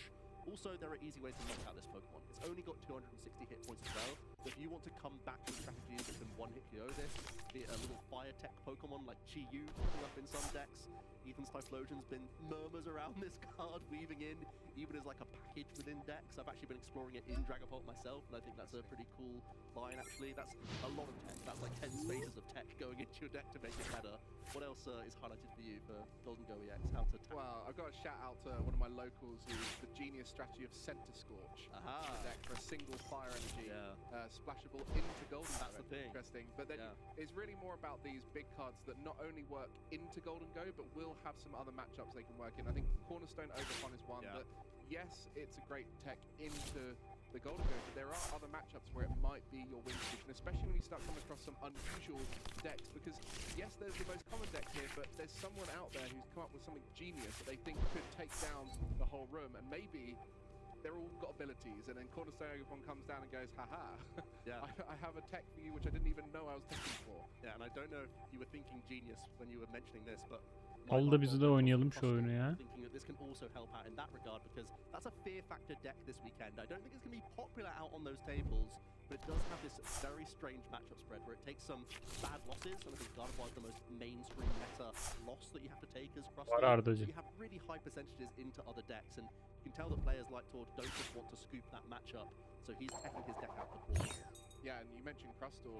Last year our world champion deck was Iron Thorns. Bu duruyor öyle, çok oynamıyorum, televizyona bağlı duruyor. This blocking deck that shut down your opponent's options and had very polarizing matchups, whether it was into, in that case, things like Lugia V-Star, where it was almost a guaranteed win. Crustal has a lot of similar kind of scenarios. Stage 2'ler, rare kendiler. But don't worry about the denials. And one we didn't actually get to mention there was the Toad Scroll, the slime colony. Slime Mold Colony, a great option to deny cards being brought back from your discard pile into your hand. Another one that can be useful in other matchups. You know, if you see your opponent discarding a lot of really important resources and you know the only way they get them back is Night Stretcher, another example as to why perhaps that Super Rod that we saw in Tord's deck could be useful as it goes back into the deck. You know, you're denying Night Stretcher, which is one of our most powerful cards in the format right now. Yeah, and that's a sort of catch-all option. Denying Night Stretcher can deny the reach towards getting back evolution pieces or getting back energy attachments, and it just limits the outs of decks, especially when Arven's such a crucial supporter within these decks. Being able to Arven for an item card, the Night Stretcher then becomes a Pokemon for an energy during the game. Shutting that down is always nice. Pokémon oyunlarında kasma falan yaşamıyorsun. Ben FIFA'da oynamıştım onda. Tabii grafikleri bilgisayardaki PlayStation'daki FIFA'ya göre kötü ama Pokémon oyunları için çok ideal. Sırf Pokémon oyunu oynayacaksan alabilirsin. Mario, Pokémon, bunlarda sıkıntı yaşamazsın. Kasma yok yani. Hangi versiyonu alacaksın? Got that intrinsic power that everyone recognizes. Would you be looking for those unusual decks like the Crustal, maybe the Flareon EX that we mentioned before, and come in and try and read the meta to beat those players? Well, I've had enough tries at Worlds to try all sorts of strategies, Mike. So I have tried to pinpoint my deck to beat the top 3 or 4 in a room, and I hope that's enough better percentage to let me go far. I ended up hitting the rogue stuff and falling quite short. Well, it quickly goes out of hand, doesn't it? Ne alaka, direkt gelmiş bu deki kurmuş almış bu da bunu ya. Daha yeni verdiler be oğlum. I've gone for tried and trusted, like what was previously the best deck in the room, and just tried to make like 1 or 2 tweaks to the archetype. Actually, I think that's always like a good choice, especially if you're comfortable with an archetype. If it's got you to Worlds, why not play it for the tournament? I think that makes a lot of sense for a lot of players, because just you being better at the deck gives you win percentage no matter what matchup you're up against, which I think is huge. But I think over the last couple of years, I actually called Iron Thorns to win Worlds. Kapatayım arka müziğini ya oyunu. Kapalıymış oğlum oyunlar gün. Sound effect var. Wow diye. So I feel like having very favorable matchups into a handful of decks in the room is really vital, because the players, they're going to still make every game close. That's the thing. When you're up against such talented opponents every single round of the World Championships, I feel like you need Charizard da lazım. inherent advantage to be able to beat the other best players in the room. So I kind of like leaning that direction, but that's also because I know that I'm not among the top 100 players in any given room of a tournament, so I need my deck to give me advantage. There'll be players like Tord who can say, just get me in the game. Get me in the game and let this brain figure the rest out. And I think that's also great for our very best players. That's why he loves that Drakloak engine. And I think it's important right now that we let the viewers at home know that you're going to be giving all of these knowledge bombs throughout the weekend. And I think what's really interesting is your experience across the multiple worlds. And I really want to find out how you feel the lower player count here. Twitch 2'yi alsan bence daha okey ama. How does that change things up in terms of the dynamic of every round, the meta cooling and things like that? OLED üzmez zaten seni bu arada. Çatır çutur gider yani. 360. Bam. Explodes onto the scene. I mean, it could happen. It's happened before at the World Championships, but my expectation would be that the sort of top yes be. Bunu bekliyordum işte be. Bunu bekliyordum be. And then it's just beating the other stuff. I feel like that could easily be the case this weekend. That said, it's a wide meta game, so there can be like 12 ne decks that you have to respect. Demin mama verdim sana. Bekle geleceğim dur. These players are preparing throughout the season for over 1,000 players quite frequently, you know. Bekle vereceğim. 2,000-3,000 Şu el bitsin. and that's exciting for those tournaments Şu el bitsin aşko. Vereceğim. they've overcome that many more players. But preparation for those is very different to a tournament like this where not only İdare eder canım. Niye etmesin? Versiyon 1 de idare eder. Light versiyonu alsan o da idare eder. Sadece Pokemon oynayacaksan direkt Light versiyonunu al. Paranın diğer kısmı cebine kalsın. OLED veya şey çok aramıyorsun, öyle görüntü kalitesi çok sıkıntı yok yani. Light'ta da götürür. Çok grafikli olan oyunlar değil çünkü. Direkt light al hatta ya. Kalan parayla da kart alırsın kendine. Harbi diyorum bak. Enerjilerimi attırdı. Şaka. Aklını alacağım onu şimdi, dur. Yani çok spesifik bir kart kullandın. Crashing Hammer ne alaka?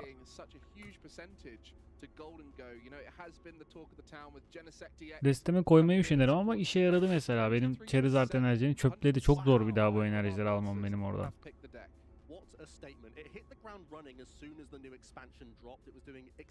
Ne konuştular arkada ya? Golden Go EX destesine bak. Bizim oynadığımız deste şuna benziyor işte. Bunu Charizard.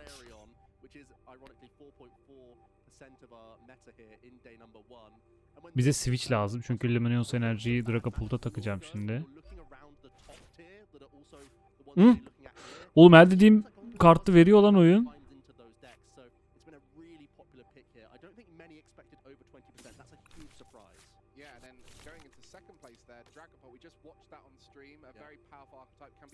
EX bir şey öldürmem lazım.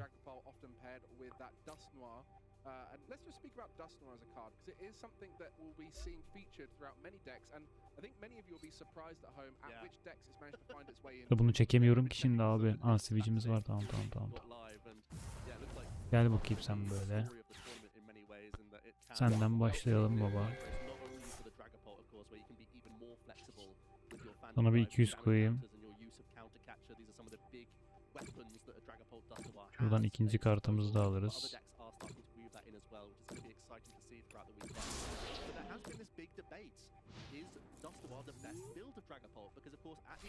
Elinde kalmamıştır herhalde. Oyun seni dinliyor.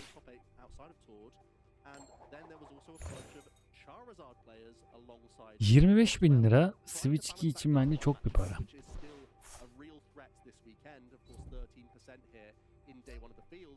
Bu enerji ne oğlum?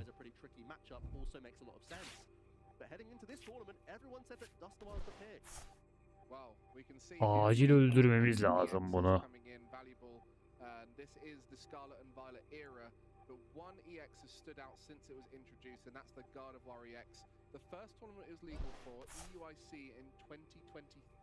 Acil ölmesi lazım.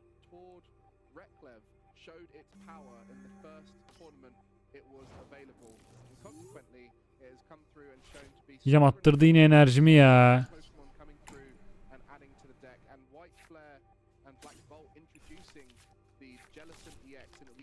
Enerji muhabbetinden yenileceğim bu arada ben yenilirsem. Patladık abi. Bak şuraya bak. Ateşlerim burada.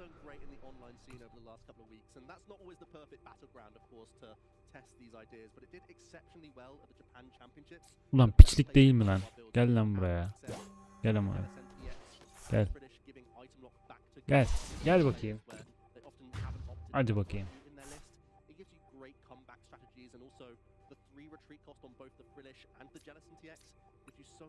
Enerji. Olur, bu da olur. Yapacak bir şey yok. 3 kartımız kaldı.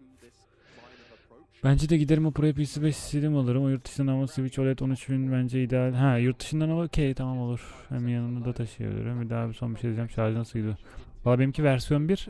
Ben hep takılı oynadım. Çok dışarıda oynamadım. Dışarıda oynadığım sürede bana yetti. İkisi versiyon 1 biraz pili sıkıntılı versiyondur. Ama OLED bizim Fatih kullanıyordu. Memnundu yani. Sıkıntı yaşamıyordu. İyi gidiyor yani. Grupta dışarıda 5 saat oynamazsın diye düşünüyorum zaten. Yanına alırsın, bir kafede oturuyorken de prize takarsın.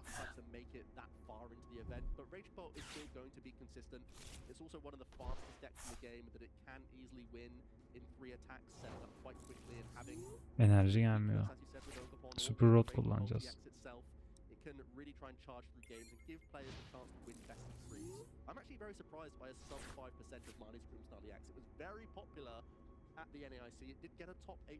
Bunlar ne konuştu hala? Hadi abi, ikinci part ne zaman başlayacak?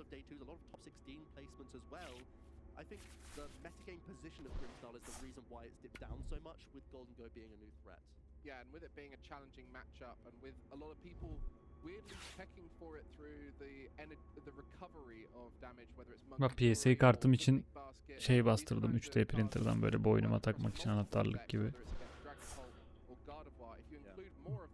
Takıyorsun. Akıyorsun.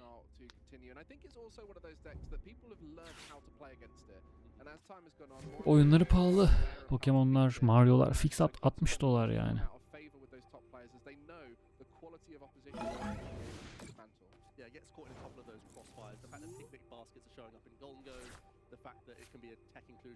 Aha.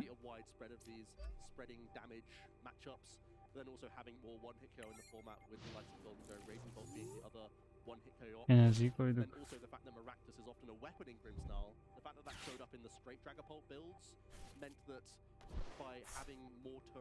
Ya Pokemon oyunu için okey de bir süre sonra sıkılıyorsun ama ya. Hiç öyle hype'landığınız gibi değil yani. Biz Pokemon Unite oynuyorduk. Optimizasyon çöp gibiydi yani. Mobildeki hali daha akar giderdi yani. Çok büyütülecek bir konsol değil yani.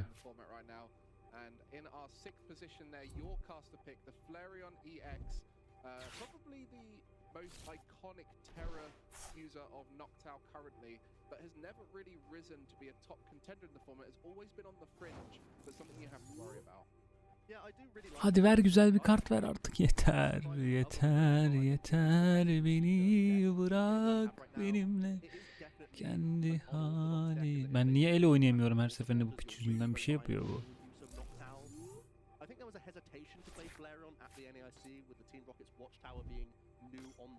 Kesinlikle DS daha şey yapar, insanı mutlu eder.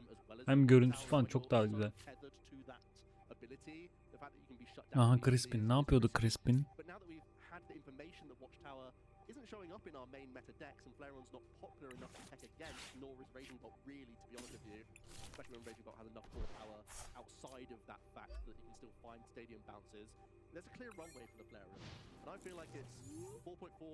Dinlemiyor artık oyun beni.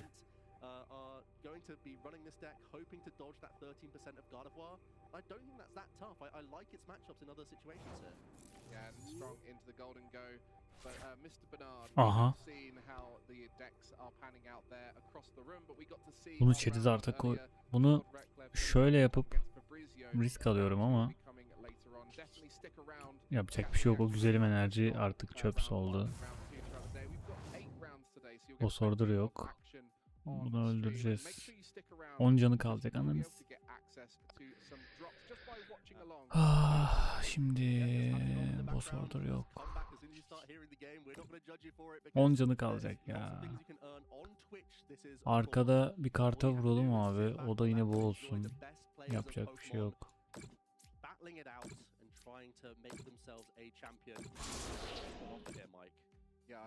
Hasardır.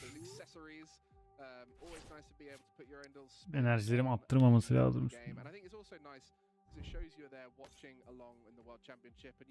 Bir enerji bile atsa 70 vurabiliyoruz zaten. 2 kart çekeriz, tek karta kalırız.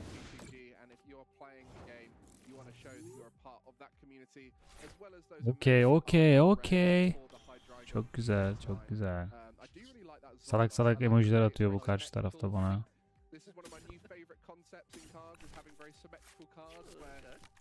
Şimdi bunu Charizard'a koyarım. Bu da burada bekler. Boss Order hala yok.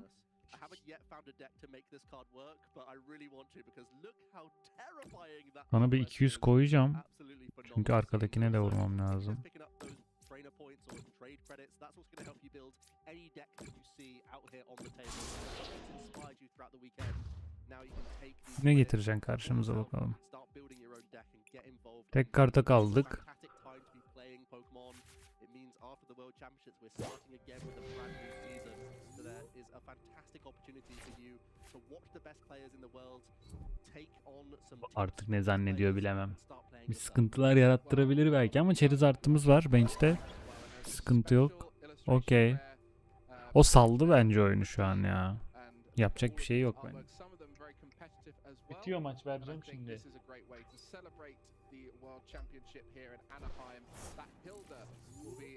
O sürekli böyle yapıyor ama. Hadi GG.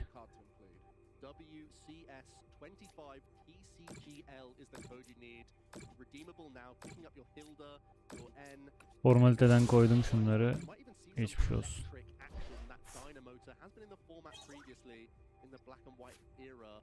Yes. Reimagined again this time around, allowing you to grab energy from your discard pile and attach them. So why not bling out your deck with the best artwork possible? Well, what a treat for you all at home. Not only getting to see all the best action, but loads of goodies for you to receive too. And I mean, we're excited to see how. Ekleyelim şunu. Arada ezeriz. Messages from this last little moment is talking about the meta share. We haven't spoken about all those decks that aren't in the top 6, and they're the ones that are going to be interesting to see. If someone has managed to solve that unusual archetype that can come to this tournament and take it to the top, it's something that is hard to do, but we saw it last year. A low percentage deck managed to win the whole thing. Oh, bir sürü chest aldık, kart aldık.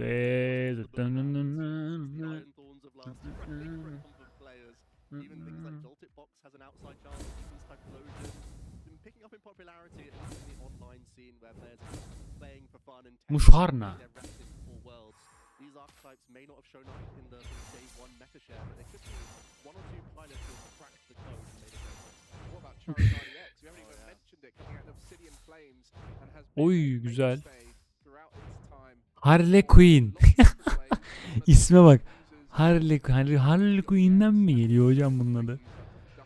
Hilda. Sarar.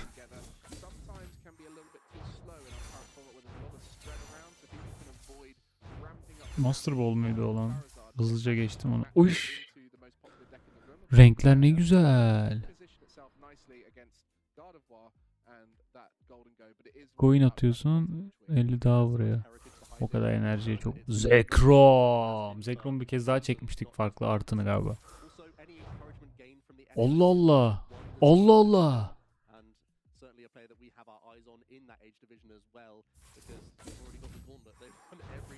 Arka arkaya bütün şeyleri verdi, artları verdi. Hadi oğlum ver bir şeyler Dex'i tamamlayalım. Tüh Allah cezanı.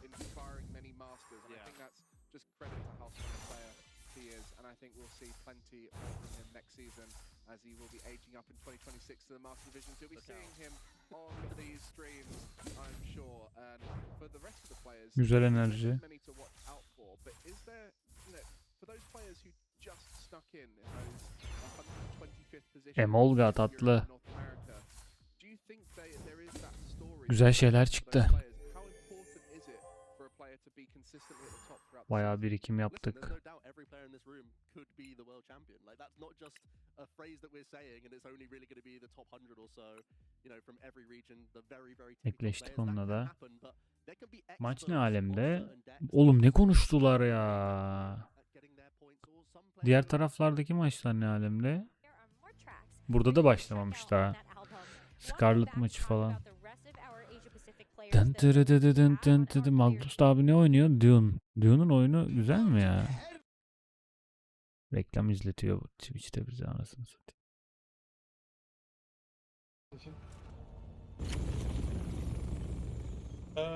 Beklediğim oyunlar Soul Frame'i bekliyorum yayını yapmak için. Şu an yapabilirim ama oyun çok hazır değil, çok ham, çok alfada yani. Alfada da değil, çok alfada.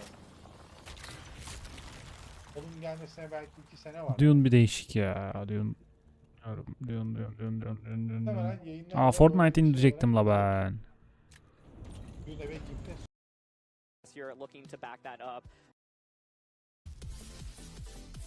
Drop kazanmak için izleyin diyor. Pokemon TCG kanalı Pokemon Trading Card Game'ini yaparken izleyecek ödüller kazanın.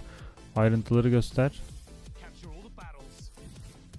Biz bunları temin aldık. Bunları almadık. World 25 deck kozmetiklerini. Bağlayalım hesabımızı baba ne gerekiyorsa. Ama benim damdaki Joker. Dur şöyle yapalım o zaman.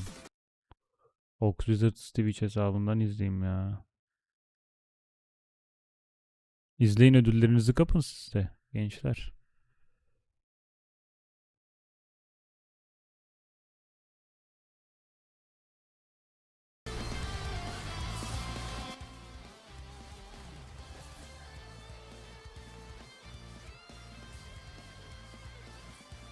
Bağlamışız zaten hesapları, çok güzel. Çok güzel, bu dursun. İzleyelim, aksın. Droplarımızı, hediyelerimizi alalım.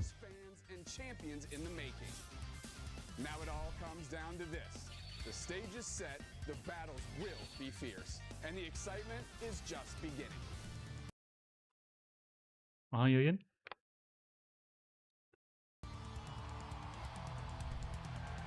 Beyblade. Welcome to Worlds. It's gonna be legendary.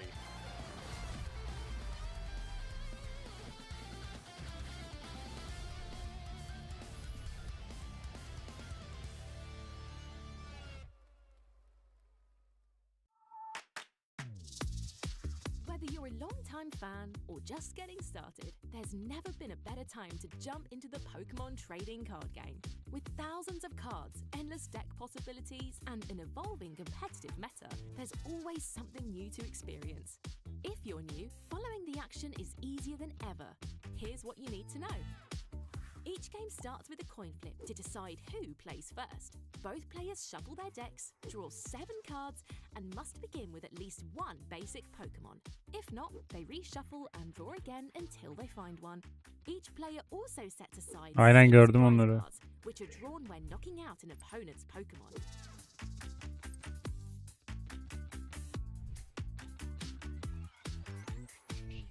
The active spot is where battles happen. A Pokémon stays there until it retreats, gets switched out, or is knocked out. Damage is tracked using dice, usually in multiples of 10. Special conditions, such as poisoned, burned, or asleep, can be lingering effects that last longer than a single turn. On the bench, Pokémon can't attack, but they're still in play. There are 4 kinds of trainer cards: Item, Supporter, Stadium, and Pokémon Tool. Each one brings unique effects to the game, adding new twists and strategies to every match. To win, a player must draw all 6 prize cards by knocking out opposing Pokémon, but that's not the only way to win. With so many strategies and surprises, anything can happen in the Pokémon TCG. If you're ever unsure, just listen to our expert casters. They'll break it all down. No ancient card yet. There's 2. The pair will be discarded now. Here we go. This is the comeback. Taking 4 prize cards in one turn. Just gonna conclude that Earthen Vessel. Plus, our on-screen graphics are there to help you follow the action every step of the way. Stick around and dive deeper into the world of Pokémon TCG.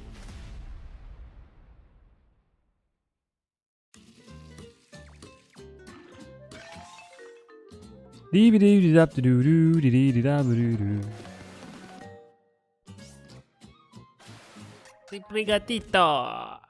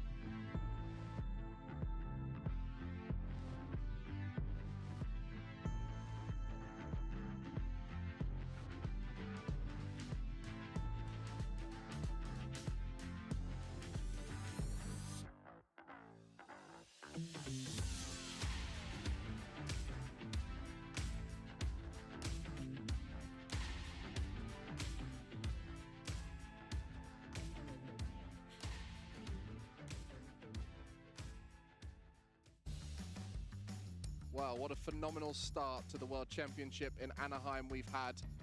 An opening ceremony with amazing music. The vibes are great, but ultimately the Pokemon is going to be showing us exactly why we're all here. A great round 1 featuring Dragapult EX. Everyone finding their way to their round 2 seats, and will be looking to kick things off and climb the ladder all the way to the top to be the world champion for 2025. My name is Mike, and I'm joined by the expert himself, Joe Bernard. I'm going to try and find a compliment every single time because it's great listening to Joe explain everything that's going on. How did you find that first round? Well, Todd was pretty dominant. I think he drew a little bit better than his opponent, and it was a mirror match, so he was able to make short work of it. But still impressive stuff there. Had some intricate decisions, even though he was in an advantageous position. And that's what it's all about, to be honest with you. Trying to squeak out extra percentages every single turn is what's going to make you win over and over again. And we know that that's something that Tord Reklev does very frequently every tournament. And familiarity. It's always great to know a deck inside and out. And what we can tell with this tournament is many of our top players throughout the season are picking archetypes that they've piloted at many other tournaments. And I think that's going to be clear going into our next game, as Gardevoir users will be very familiar with some of our players playing Gardevoir at this tournament.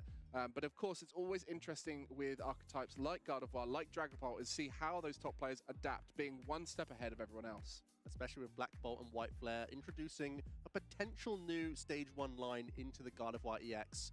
Again, it's a debate, to be honest with you. It wasn't guaranteed to go into the deck list, but the new Frillish has essentially the same attack as Budgie for 1 Psychic Energy, and it also has more hit points and more retreat costs, which sounds like a bad thing, but actually good when it means you can recycle damage with your Psychic Energy attachments with Psychic Embrace on Gardevoir. You retreat out, suddenly have great damage with Adrenabrain for your Monkey Dory.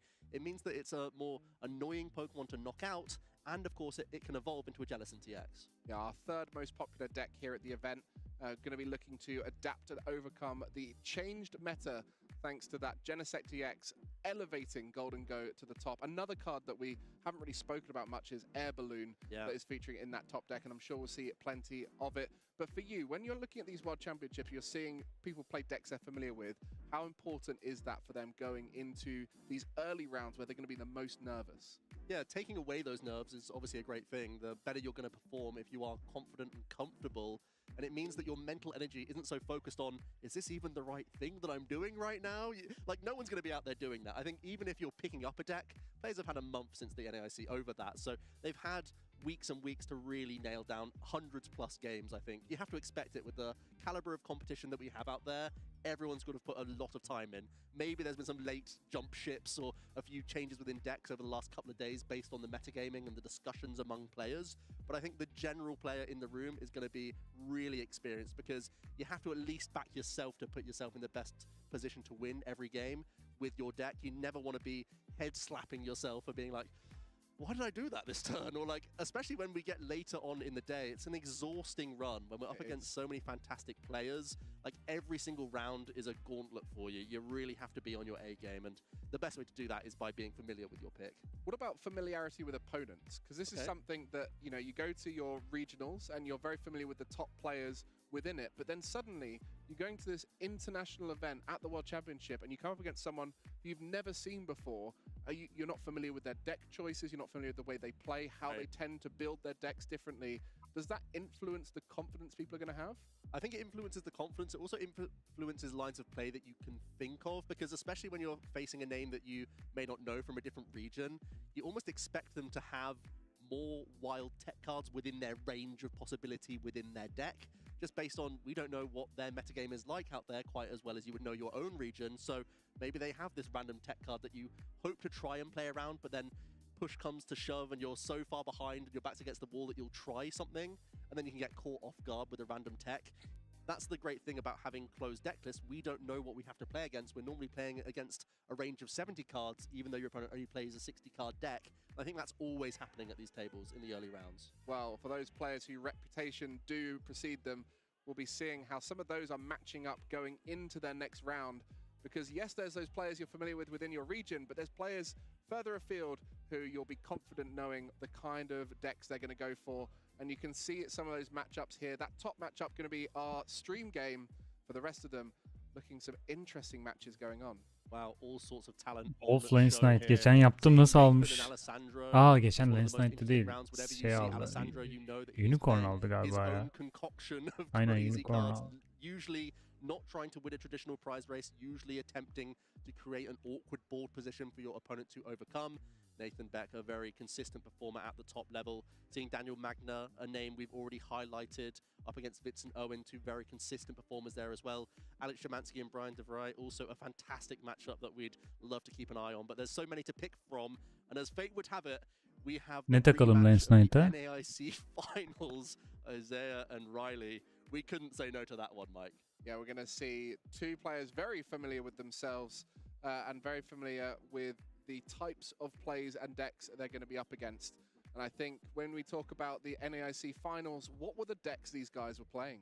They were playing Gardevoir back then, and it was that really intricate mirror match. I think Riley gained a claim, not just for making it to the finals, but the manner in which he made it to the finals, having to defeat Tord Reklev with a very bold passing play in those final ticking turns of time.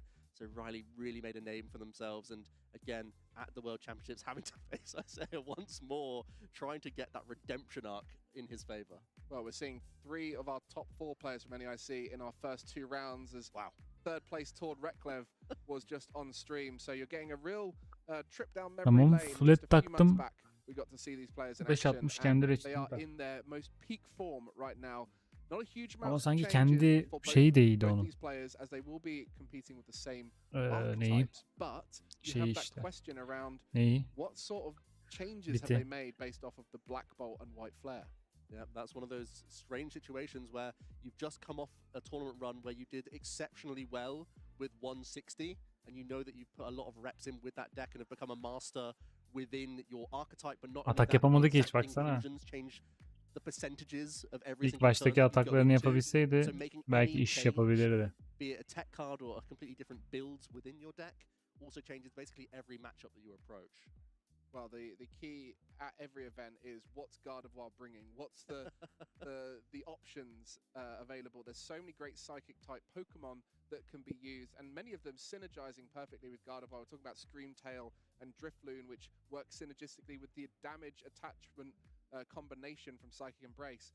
But now we've got that Jellicent EX and the Frillish to talk about. We also have the Lily's Clefairy, which recently introduced in Journeys Together, allowing you to knock out that Dragapult, which is one of the reasons why Gardevoir is Bit değişikliğine gidelim onda. one of the most popular decks in the format, can be countered through weakness, where every other deck cannot do that. Dot takıyorum. Unicorn öyle yenmişti. Dragapult was pretty close, but now the Clefairy provides that psychic type weakness into a Dragapult EX. It really made the matchup much more appealing on the Gardevoir side of things, and these players are masters of that archetype. It wouldn't surprise me if they're both bringing it today. Well, hopefully these matches you can see right now will go the way you want. I'm sure many of you supporting different players Yenecek. all sorts of different regions. And I know many of them. Yendi bak, Dot oğlum, Dot nasıl fark ediyor işte. Dot kötü bit değil, söylüyorum. Vallahi değil. Unicorn da Dot'la Wolf yendi. Hem Knight'ta. Duruş kaçacak. For these players to compete in. So this early stage is just a quick break ahead for many of these players. Yeah, the World Championships are very reminiscent of the International Championship events, where it's a 2-phase competition. Players with enough match points will progress from Phase 1 into Phase 2, where we'll have additional Swiss rounds, and then we'll head into the top cut from there. It's going to be an asymmetrical top cut as well, so players who have achieved the right amount of points will all Overfinish yaptı lan. Overfinish yaptı. Well, what Draciel'in partisi. at this event, 721 masters. Şununla geliyor. About 3/4 of what we had last year, maybe a little bit less, maybe more like 2/3. Can't do the maths right now in my head, but what the significance of that is the density. Ve hala dönmeye devam ediyor. Hala dönmeye devam ediyor. Yayında donmuş gibi gözükebilir ama hala dönüyor. The literal North American International final that we witnessed just a few months back, and we'll be getting to see how the run back happens today. But it's only round 2, and many more great matchups ahead. Players are at the table, which means we're very soon to getting into our round 2 action. A couple of familiar faces if you're Şuna watching bir the North karton daha American ekleyeyim ben. International Championships finals. It's somehow a repeat. It's destiny between these two players. Riley looking to trump his opponent after getting a loss at the NAIC. There's still a huge amount of pressure even though it's round 2 of the tournament, and these two also know the intricacies of the other player, their sort of idiosyncrasies and how they change up their decision making. That might be a factor heading into this matchup. Well, Isaiah Bradner was unfortunately tarnished with the story of being the player who'd never quite won. But he's changed that story now and is becoming known for his incredible deck building ability. Talk to us why that works so well with Gardevoir EX in the format. Well, Gardevoir, just like Dragapult, is an options toolbox. You have all sorts of flexibility here with how you like to attack, whether it's with the chunky Gardevoir EX itself. Max severiz. Bir daha atıyorum. Attacking Pokemon. UEX can copy all sorts. Monkey Dory can get in the mix as an attacking threat, as well as a fantastic ability that you're trying to power up the entire time. Bradner just wants options, and this deck certainly provides him that. Throughout this match, we'll talk you through the differences in options between the two players. But we mentioned it, New Orleans was where they last faced off, and that was for $25,000. Here, they're just using it as an opportunity to get one step closer to that $50,000 on offer for the champion in Anaheim. But also some great results around Az farkla be. Wakenman hoş geldin. Sol atıcımız yok ya. Sola dönen bir şeyimiz de yok. Maç başladı lan. Gardevoir. Yine iki aynı deste hemen hemen karşılıklı gelmiş. Benim bıyıklı adam nerede acaba?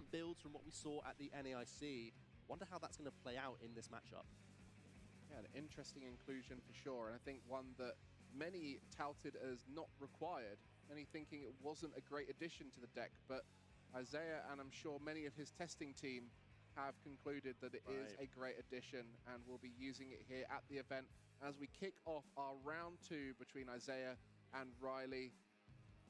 Great opportunity for them to get the run back, but both of them getting a chance to adapt their lists and overcome aldı yine aldı. Previously in a new format. Not much change for Gardevoir. Still the same consistency engine. Wolf'u yeniyor bak, Unicorn'da Hell Knight'ta. But there's going to be a few inclusions in this matchup that could come into Hell Knight'ın Blade'i de fena değil bu arada. Harbi Hell Knight yani. Ben ellerini görmeden bir taraf seçemem şu an. Ellerini görmek lazım, bir iki tur dönmesi lazım. That is a statement. Isaiah is here to win. Of course, every player is, but Isaiah truly believes he can be the one to do it, and why not? Coming off a victory of the largest NAIC we've ever seen. Certainly one of the players who always makes it to the top table. And he knows that he has destiny on his side. He's hoping to go one further at the World Championships. Riley standing in his way one more time. Well, Riley definitely going to have confidence off the back of NAIC. And a performance that has given them a name in the scene. Monkey Dory on that side, but the secret box, the ace spec. Leon Clave 960 GP yapsana abi. Yapalım 960 ha. Değişik. Yapalım. Neyle kapıştıracağız? 960'ın tek var, o da Wolf'a takılı.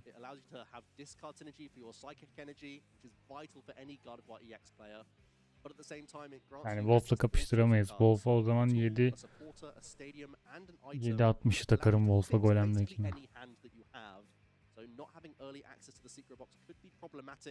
For Riley, the couple Monkey Dory, there are 4 copies within his deck, so he still will have access to a couple of them, but the more the merrier with this Pokemon. Yeah, I remember when 2 was a stretch for Monkey Dory as an inclusion, and then it went to 3, and now 4 seems to be close to the norm. 3 or 4 monkeys are available as these players kick things off in round 2 of Anaheim World Championship. Isaiah versus Riley for the run back.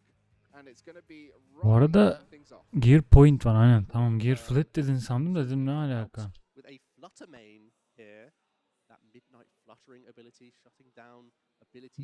Wolf'u şununla Max'ın Ratchet'ını taktık, Hexas'ını taktık. Ne dedin? Leon Clave istedin sen. 960.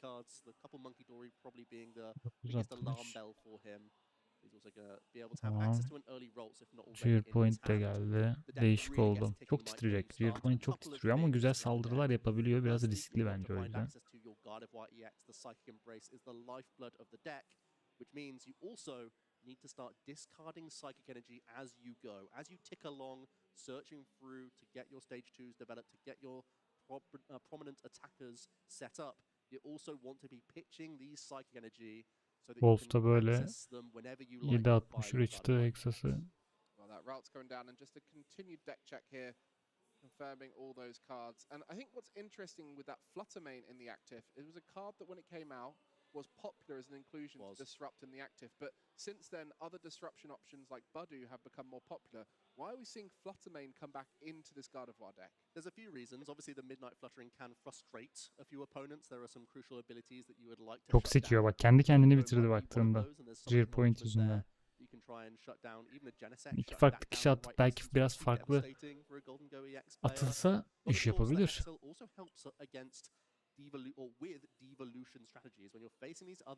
Tekrar atacağım. We know that Gardevoir is very capable at setting up multiple Pokemon, especially with Monkey Dory, and the 90 damage to the active plus 2 counter placement is so flexible in the deck that it can allow you to have the strategy of TM. Direkt havada çarpışıp overfinish'e gitti. Yine Wolf kazandı. So the Fluttermane is a really versatile option. Yeah, some people mentioning Klefki Çok gürültü oluyor evde ya. Ve but it also shuts down your own bayağı gürültü oluyor. Your Monkey Dory, whereas that Fluttermane only shutting down the active, but it shuts down all Pokemon in the active, which is a great opportunity to deny. Bizim çocuklara atayım Wolf'u yendi diye. Would in fact be the Jellicent, you know, and that would deny that as an option, as well as lots of great gusting options. You can gust things up like Latias EX, where decks always rely on the Skyliner ability to allow them to retreat.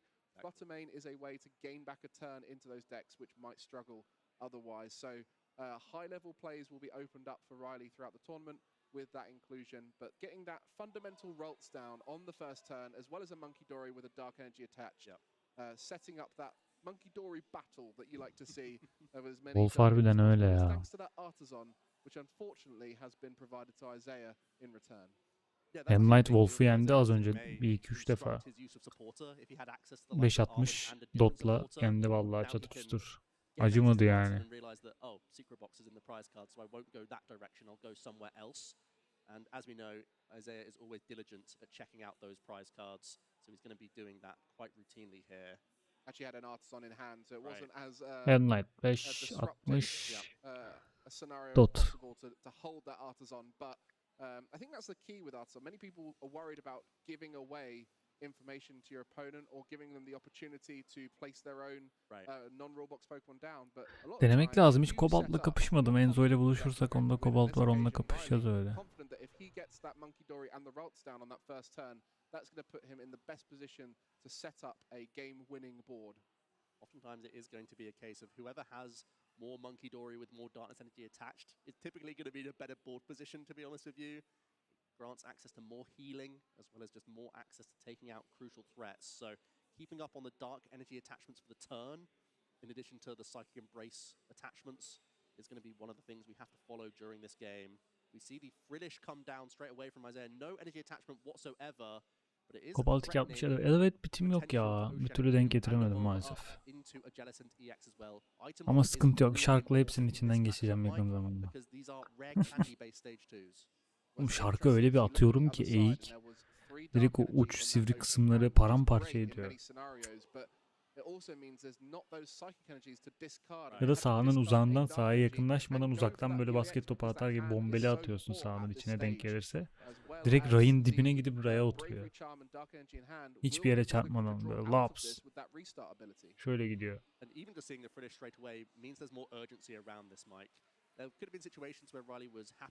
Üçteye çıkartıp kapışamam, hem parçalanır hem ayıp. Millet para verip alıp şey yapıyor. Korsan parçayla olacak işler değil ya. Savaşmam korsan parçayla. Looks like a pretty good hand, to be honest. You want to start pitching these energy while you can. You could grab a Curlier immediately here. Going down to 0 cards in hand, but your Mew EX is looking a lot safer thanks to the Bravery Charm. Dağdaki kazanabilir gibi duruyor şu an bu arada. Onun benci de daha kurulu gibi. Soldakine nazaran. Ama çok ortada daha bu maç. there's also always the threat of Screamtail that can access the bench. So getting multiple targets on the board developed is important. Actually retreating out of Fluttermane here to go into Mew, into the pass.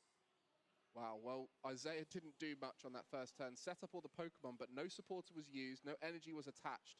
So you're going to be pretty confident that that hand isn't doing much. Even if there's a Gardevoir in there, it's not much use because you need to start discarding those energy. And without a supporter, without energy cards, there's probably not much in the way Isaiah can do here unless a top deck allows for a fresh... Evet, bulabilirsem balina çözebilirim. Hatta şey de var mıydı ya? Drawing 2 cards straight away. Bakayım. Item cards. Looks like there's Ino in the hand. That would give your opponent access to a fresh 6. Could be a big risk here. But you won't have any draw power from Mew next turn because you've got clogged up with items yourself. Can use Night Stretcher, maybe develop another Monkey Dory if you would like. There's not much else you can do here though. Both players kind of on fumes. It's going to be a fresh 6 from Riley here. So both players have the sigh of relief of seeing access to new cards. It does mean that Riley has the priority this turn. Biri satıyor. Cobalt Dragon 560 Elevate satıyor. Onu satın alırsa alsam Whale Wave 360 Flat'le satıyor.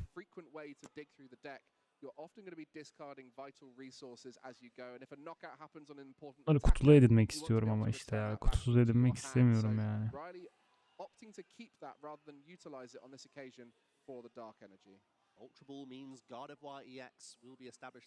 Çekiliş yapacağım. Türkiye'deki beylerden çekiliş yaparım. Giderim Armağan Oyuncak'tan alırım.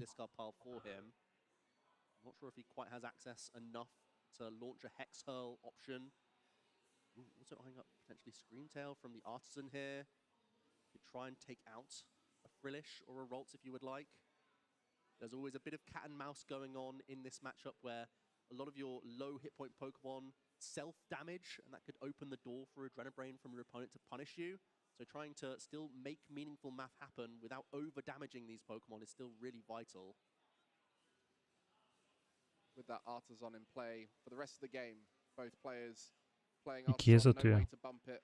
It will just be accessible to be able to put any of your non-rulebox Pokemon into play at any given moment. So something like a Screamtail, you don't need to worry about getting it down early. You just get it down when you need it.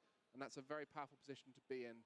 I'm just looking to set up that Monkey Dory, and we'll be able to move the damage across and take the knockout on the Ralts. And that's a great position to be in. We're flinging 1 damage counter over with the Adrenabrain. Then we're going to finish off the Ralts via the Mind Bend. We are taking the first prize of the game here. Pegasus'a yetişemedim. But we are putting our Monkey Dory in a vulnerable position. You've just given Isaiah a fresh 6 cards, so even though he's had a few slow turns, that may no longer be the case. And we really, you know, with a couple prize Monkey Dory especially, the fact that you could be losing one with a Dark Energy is a risk here, Mike. There was the option of Screamtail, but Riley chose to go this direction instead, keeping his board space for more options. Yeah, playing the 4 Monkey Dory, 4 Dark Energy, very much leaning into the Monkey Dory, but you can see there that hand not ideal, no way to discard the energy. Does have 2 Gardevoir there, and Ionoing them back to the bottom of the deck.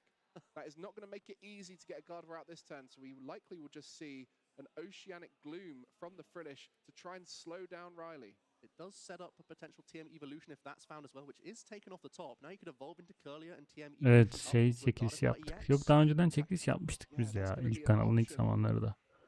Ama en son sana çıkan ETV'yi yaptık galiba. This is a really tough position Isaiah's found himself in. No energy discarded at this point too. So going to be really looking to stabilize and come back from behind.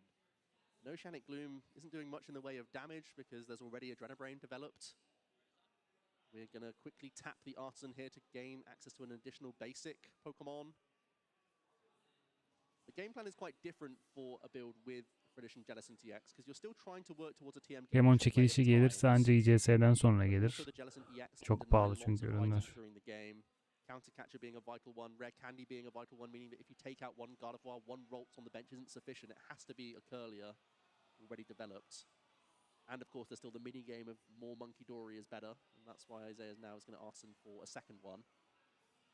Yeah, had the challenge there of trying to establish another Gardevoir line, but by putting 2 vulnerable Pokemon in play, I think that earlier in the Frillish, it could potentially lead to some issues, but having the Monkey Dories available there would be ideal in future turns to set up those Dark Energy. But without one attachment this turn, it feels like that Monkey Dory is just now on the bench without an option available. So yeah, I think really tough decision for Isaiah here. With no backup rolls, I was pretty certain to see the TM evolution. It means we can get God of War EX and access to our Jellicent EX as well. Pazar günü geleceğim. Now, its ability is only active when itself is in the active position, but it does shut down the use of items and tool cards. Az önce yazdıysan görmemiş olabilirim, kusura bakma ya. Press is a decent attack. It can reach 160 damage if there are 4 or more energy attached to the Jellicent, and that can happen all in the turn with God of War, but Isaiah has really lacked any access to darkness energy. He's had to manually attach the Psychic so far and has none in his discard pile. He's still working from behind right now. Yeah, and you wonder how much that Jellicent in combination with TM Devolution could work in this matchup. Right. And I think Riley will have to be thinking about that now, of stabilizing the Curlier and then the Gardevoir later on to put yourself in a strong position, as that Jellicent would shut down the Rare Candy route back up to a Gardevoir. And the secret box available to Riley, still in the prize cards for Isaiah, will be able to get out lots of important cards at this stage. Yep, it's a great card to use Arven for, especially when you can grab a TM Evolution just for fodder here for your 3 discard requirement. I think there's another one in the hand as well. Riley can easily discard these and have access to all sorts here. Crucially, supporter cards at this stage could be vital. Even getting access to Earthen Vessel and getting more energy thrown around. And get access to another Monkey Dory, that could be huge. That final board space, we saw Riley hesitant to put a Screamtail down on the previous turn to keep his Sağdaki önde. Ben kaçacağım birazdan gençler. Bu yayın çok sıkıcı bir hal almaya başladı. Bir maç atalım. The stabilizers and getting more psychic energy discarded, as well as that artisan that you can just get out of the deck and try and make it as consistent as possible in case of disruption, because that is the typical way a God of War comes back in many matchups, is to use the Iono to disrupt and put your opponent behind and skip a few turns ahead. Bunu mu satıyormuş 230 liraya? These cards you don't need, you can make it more likely that you're Iono proofed. Yeah, and without the draw engine on board like many decks do have, Gardevoir will typically rely on a setup board that cannot be disrupted. And in this instance, it will be Artisan here after the Earthen Vessel. There's already Darkness Energy in hand, so I wouldn't mind another Monkey Dory hitting the board here. And then the question becomes, does Riley want to protect this active Monkey Dory and go into a Hex Hurl option? I feel like that does make a lot of sense here. You're throwing more damage counters around the board. There has lacked access to energy so far. Riley is also seeing an additional 7 cards here, so a really good turn, even before he hits the water. TM Evolution thrown onto God of War EX just as an option, but it's rarely going to be used here, I think. We'll see the retreat into the God of War EX, also a decent attacker. Damage is immediately being thrown back onto God of War. Or perhaps are we going to see a TM Evolution continue to go slowly here? Wow. Riley has the option to research next turn, get a bunch of energy in the discard pile. Yeah, maybe we are going slower here. Just going to throw a couple damage that we put onto God of War EX onto Isaiah's Frillish, and we're just going to evolve up into Curlier. This is recognition, Mike, that we are afraid of TM Devolution, and we're respecting the item lock potential of a Jellicent EX. Yeah, and with the double Monkey Dory in play, being able to move damage back is definitely on the card. So if you get attacked into by Isaiah, into that Gardevoir X in the active spot, you're in a very strong position to be able to send that straight back and get even further ahead. So you're almost, you're asking to be attacked at this point, and that's the key to a lot of these decks like Gardevoir. They don't want to get too far ahead, because that's not really where they work their best. They often like getting a little bit behind. They want to give away that counter-capture option that many of the Gardevoir decks do play. Isaiah finally having a turn that you like to see. Researching away a couple Psychic Energy, now can Earthen Vessel to access more Psychic in addition to a Darkness Energy, so he can start to try and keep up on this Monkey Dory race. I wonder if he's going to start trying to pivot out of this Frillish this turn, as the Earthen Vessel does discard a Psychic Energy here. One interesting intricacy here is that the Frillish with the 3 retreat cost does have to damage itself quite heavily if it wants to retreat. It's only a 2-1 line of Jellicent EX right now, so if you want to get into attack with that Pokemon, start setting up with Power Press, you have to quite heavily damage this Frillish, even with a bit of heal from Monkey. Ver evrimini. Could set up more prizes for Riley. Okay. No doubt we're going to attack catch the Darkness Energy here for Adrenabrain to be enabled. There's 3 energy, Psychic Energy in the discard pile now for Isaiah. There's the option to swing in. Ver evrimleri ver, evrimleri ver, evrimleri ver, evrimleri ver. Stick with the Oceanic Plume and holding the option of Adrenabrain as well, knowing that if you put it anywhere, your opponent already has 2 to play with, so keep it on the finish where you know where it is, rather than give Riley the option to put it anywhere he wants. An interesting research plus 2 Psychic Energy was sat in that hand, and Isaiah was fully aware of that as it came off the secret box and Earthen Vessel previously played, but understanding the item lock after that could be key here.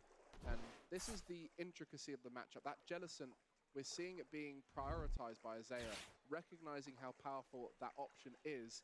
And this is where the difference comes between these 2 decks. They are both playing Gardevoir, but that ability to use Jellicent is a massive difference. And the key to that is the Monkey Dory, which you see on the bench. And the damage has been moved across from those 2 Monkey Dories. It's why they're so important. The abilities have been used for both of them. And a new Monkey Dory promoted and will be a target for that Gardevoir, putting Riley in a great position ahead by 3 prize cards. Riley with amazing board position, 2 Gardevoir EX, now going 3 prize cards ahead after a Miracle Force. Isaiah is in a back foot position, no doubt. Only access to 1 Monkey Dory right now. He still has work trying to get more Psychic Energy in the discard pile. Mantıklı, AliExpress çok mantıklı. Another Monkey Dory. There's also Artisan that can grab it for free as well. Güzel, bunların ability'lerini kullanıyoruz. Birisini böyle bırakırız, evrimleştirmeyiz. Çok güzel. Charizard geldi.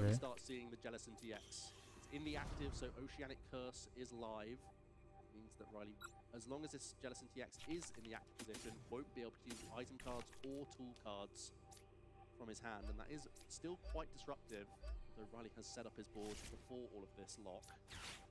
Second Dark Energy now coming for Isaiah, and it is Şimdi evrim gelir artık. Çok güzel, çok güzel. Yeah, the double Gardevoir EX in play makes it hard for Isaiah to break down Riley's board. And the Jellicent, yes, it's disruptive. Gel bakalım şöyle. Everything is on board for Gardevoir. Sen de gel bakalım böyle. Got the options with the Monkey Dories with the 2 Dark Energy. The only thing Riley is lacking is Gust options. You don't typically see Boss's Orders in Gardevoir EX now. It's very much leaning into those counter catchers. Both of our players on stream right now playing 2 counter catchers. But that will not be accessible for Riley as he's going to likely stay ahead for the rest of this game. And so the Jellicent plus Disruption combination, the Monkey Dory sprinkling damage around, very powerful. But is it going to be enough to come back into this game?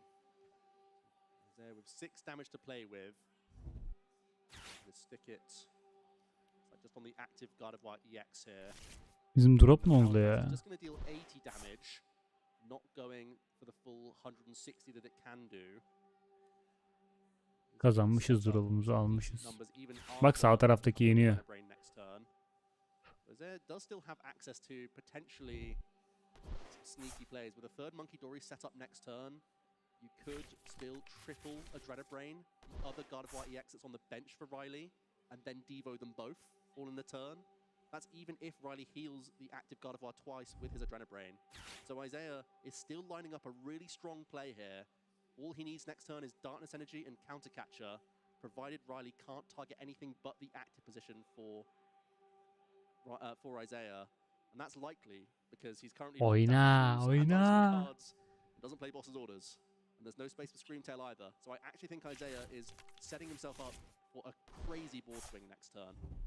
Yeah, it's a really intricate end game whenever there's a devolution involved. You see it a lot in Grimmsnarl, able to set up these boards where everything is in range of a devolution. But Gardevoir typically is comfortable with the idea of getting devolved because your attacker remains on board, you can set up a new attacker, but on this occasion, it looks like the active Gardevoir will be healing that damage off all the way down to 8, which would just put it just out of range. Actually. Yeah. So the math didn't quite line up perfectly for Isaiah to make the double Devo next turn. We're just going to be announcing an attack here. Miracle Force back into this Jellicent EX. It has the chunky 270 hit points, so it is holding on right now. And Riley content with the double Adrenabrain board position. Damage counters on the active. Potential for 3 Adrenabrain here. It could be that we're trying to power press through this Gardevoir this turn. And then you're relieving that item lock as well if it goes down. It would put Riley just to 1 prize card remaining. He should be able to find an easy route to close the game there, even via Screamtail. Things are getting tough for Isaiah now. That 10 damage off a phenomenal line of play. Yeah, it's the challenge with the TM Devolution is finding that damage at the right point throughout the game, and it's just not been possible for Isaiah because missed out on a few early attachments, and that could have been the difference maker, just having another Monkey Dory ability to use. And when you're facing off against another player who's got 2 Monkey Dory, anything you put in play is likely to come straight back at you. Yeah. And maybe even just looking at Riley's board, that 1 damage he opted not to move across earlier could have been the difference maker. So some great high-level plays, but also recognition to Isaiah to spotting out these unusual lines that are incredibly tough to navigate. I think we can now look back at that Riley turn with the TM Evolution and really appreciate how key that was to setting up a stable board with double Gardevoir.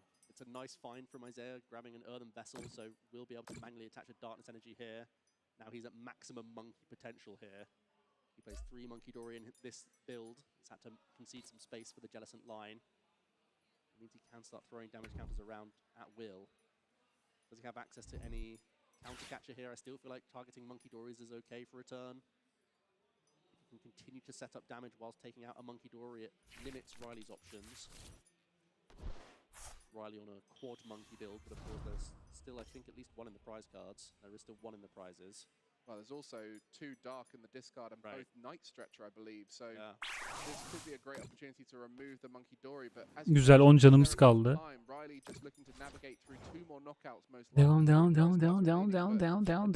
Down. Victory. Böyle kaçarsın işte.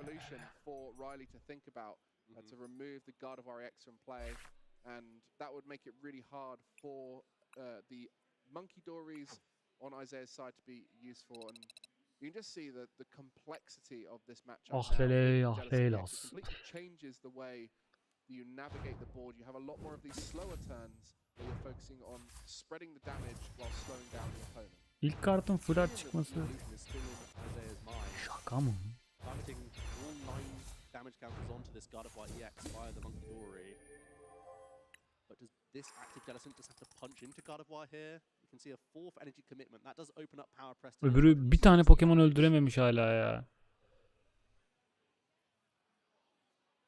Still great setup here. And that is going to be it. We're just going to be piling on damage into this Gardevoir EX here. Wow, and you can see the turns following will be so key for Isaiah. Does have the ability to use Devolution even Çok if the konuşuyor harbiden. out. And if you're the player with the Gardevoir EX in play and your opponent has none available, you'll be able to continually swing for future turns, potentially even locking out Ralts as they get benched. So very much playing from behind, Isaiah recognizing there is a line with a Jellicent, and this is something he does so well. You see it frequently in these high-pressure matches, navigating unusual routes to victory, coming from behind, and now Riley has to really start thinking about that damage that is threatening the Gardevoirs with the Devolution. Riley's trying to tot up some math here to see what to retreat into. A lot of the options in his hand are not live. Still, the Oceanic Curse is denying his routes. So Riley going to have to settle for 3 fresh cards from Iono here, whilst also disrupting Isaiah. The Psych Energy found is actually a pretty decent draw, because he is lacking some energy. There's only 1 in the discard pile, I believe, Psychic-wise right now.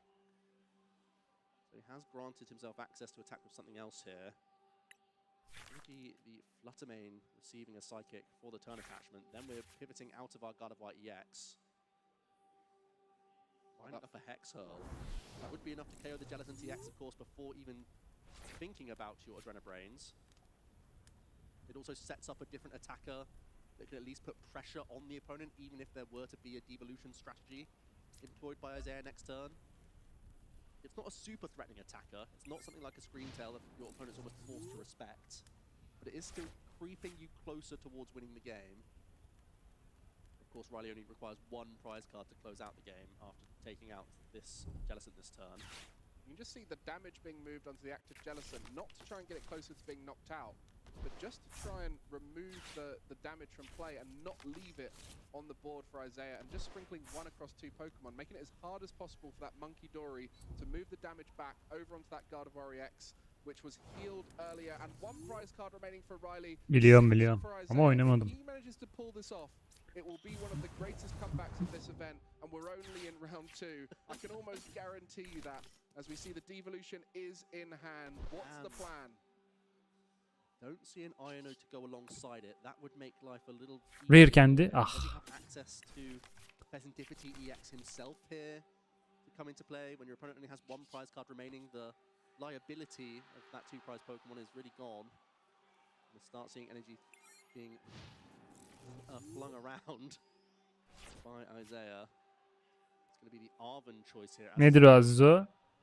Well, he has the advantage that Riley kind of Iono'd himself last turn and only got 3 cards. Does have the Mew EX in play, so the difference between an Iono and the Mew EX draw from a current Iono would be much the same. But it really is going to be getting rid of those options, and that Fluttermane will remain in play. But Sarmaz o, ben biliyorum ya. Şeyin LoL'ün değilmiş o.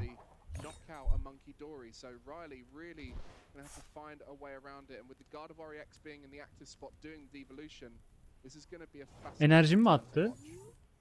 Yo. O salak ne yaptı bunu? Is he trying to weave back in a Frillish after the fact of a devolution? Gardevoir are damaged enough to be put in range after a couple of Drenabrains here. Abi ne boss order'mış ya. Almayacağım elime boss order ya. Ama atamam da. Pesut Island şey gibi oldum. Kadıköy boğası gibi oldum. Yapamam ya. Karar veremiyorum. Çok açım. Ne yiyeceğim ya?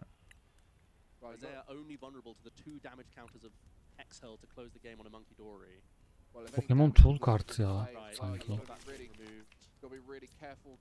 Damage can be moved back across in combination with the Fluttermane, and the advantage of those Monkey Dories, 110 HP, is quite hefty to be able to sprinkle damage across, and any damage you sprinkle across is coming straight back at you, and this is going to be the setup here.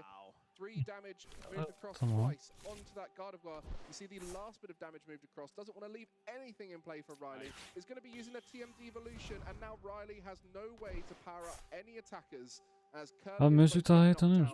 Duydun lan, yabancı gelmedi Mesut'e. And it looks like the prizes still favor Riley so much, but you have to bear in mind that Isaiah can undo a bunch of tane enerji aldık, biri buna geldi, ikisi buna geldi. Tamam mı? Sonra maşini kullanmayacağım ya. Arkadaki Charmel'ını öldürmek istiyorum da diğer ele kaldı artık o. It really could be Riley stuck with Fluttermane to attack with and just these Monkey Dory abilities. Isaiah may be safe enough. It feels like Riley has to try and target down just one thing as much as he can. But even then, the damage is going to be wiped over and over again here. We've alluded to Countercatcher being the only gust option in Gardevoir. Now Riley's on 1 prize card remaining, will never be able to use a Countercatcher. Meanwhile, Isaiah has full access to that for the rest of the game. And so that will mean anything put in play is almost locked out of being played, as both players have thinned their decks pretty well, so the options will be accessible fairly confidently. As we see the TM devolution on Riley's side, a card we'll see in many of these Gardevoir lists throughout the weekend. Çok güzel be. On this occasion, how are you going to get that Gardevoir in range of a TM devolution on any turn? Şöyle yapacağız, böyle yapacağız. Which child of mine? Okay. Arkadaki Charmel'ını öldüreceğiz.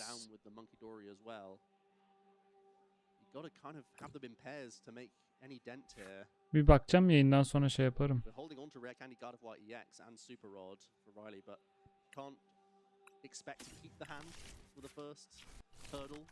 Bizim mahalle aşağıki mahalle. Sizin mahalle yukarıki.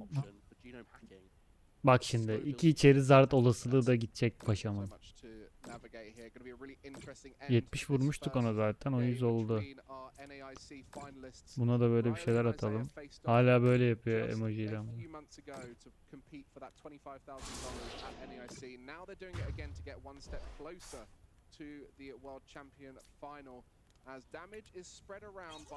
Ama o arkadaki niye ölmedi? 100 yazmıştı burada. Just a pass. Yeah, you want Isaiah to be forced to generate his own damage here.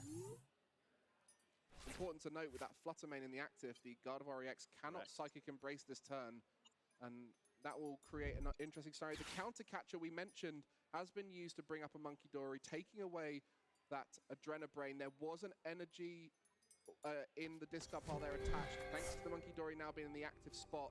Switch lazım. Added on, and you can just see Isaiah trying to close out this game now, and it's going to be a movement of that energy, that damage across with the Monkey Dories that can finish off the routes that just got put in play too. Here comes Secret Box as well, the A-Spec found from their first couple prize cards. And it's actually, I think that's a concession from Riley. Isaiah having a huge comeback here. A big TM Devolution play has brought him the win, but despite a massive prize deficit. Çat çat çat. Prize card remained for Riley when there was 6 still for Isaiah, and he found the route to victory. Devolution on the Gardevoir set it up. I'm sure many of you watching. Oğlum bu kendini niye eleştiriyor, sikeceğim boşuna ha. You're crazy. There's no way back into this matchup, but it was that Jellicent that disrupted enough, created a big target, and allowed for the devolution to come through. 3 Monkey Dory in play versus the 2. The battle was won, and Isaiah takes game 1 here in round 2. Such impressive Ali'ciğim hoş geldin. Senin Cennet Mahallesi linkini izliyorum.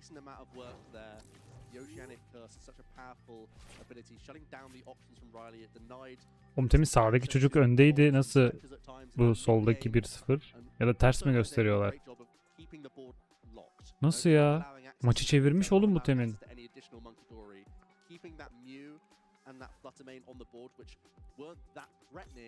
When he was eventually able to build these Monkey Dory into the mix. Well, Riley really has the advantage in the Monkey Dory matchup by playing 4 with the 4 Darkness energy, but it was in that moment where board locked with just the 2 in play, it allowed... Cennet Mahallesi'nde bir bölümde şey diyordu ya, karakolda ayna var şarkısına bağlamak için, o sözü söylemek için Yunus bir şeyler söylüyordu. Ready to finish the game. An incredible performance there, and one I'm sure many of you didn't expect to see happen in those early turns. And that is the beauty of Gardevoir. It has always been a deck that can come back from pretty much anywhere, having so many options, whether it's high damage output, disruption, or attacking things on the bench. It tends to find a way, and it's through these early turns of stabilization that we see it. Delirtiyordu komiseri ya. First turn for Isaiah. A Dark Energy and a Monkey Dory and a routes in play. Yeah, simple but effective turn. Then just making sure he's checking his final outs whilst passing it over to Riley, whose turn it is, and kicks off their turn with an Arven. They have access to the trademark. Aa evet, orucunu bozdurduğu sahne vardı. Açacağım şimdi onu birazdan. Full karakol şey mi bu? Aynen, edit, karakol editleri. This is exactly what you want to see as Riley. A game down. Only 16 minutes remain on the clock here.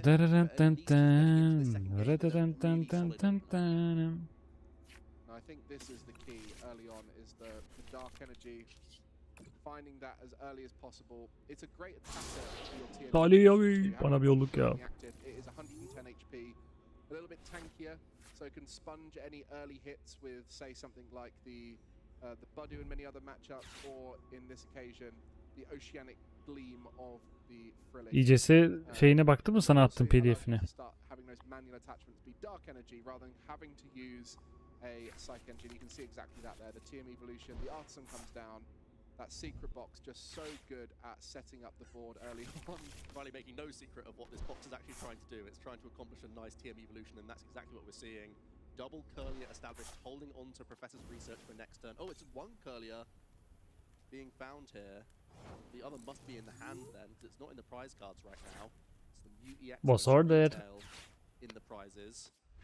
The other state one must be in the hand, but still a really reasonable turn.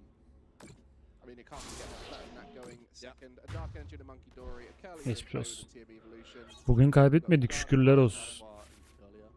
It would only make sense, to be honest. That hand looks great for next turn too, so we'll see how Isaiah can stabilize it. I think now and thinking, well, at any moment Isaiah could find himself ahead in the game, even though he's behind on the prize card race, because this is a very powerful. Oh, akıyor bugün, akıyor. TM Devolution Baba iyi bir karardı gerçekten o. Ben bu gece şimdi küp sipariş vereceğim. Verebildiğim kadar. Hatta senden de veririz olmadı babuş. Uygunsa senin için. Küpler yoldayken de içlerine koyacağım materyalleri yok kenara kaldıracağım. 15 düşünüyorum. 15 küp bence yeterli.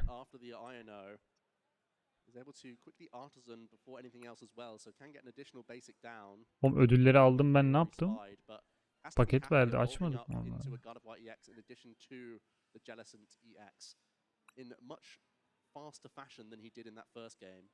Twitch yayında drop var bu arada ha. Ali bunu izlerken TCG Live'da kozmetik şey veriyor. Deck kutusu falan veriyor. Deck kutusu için 1 saat 30 dakikam kalmış. Paket için saatlerimi aldım. Kartları verdi.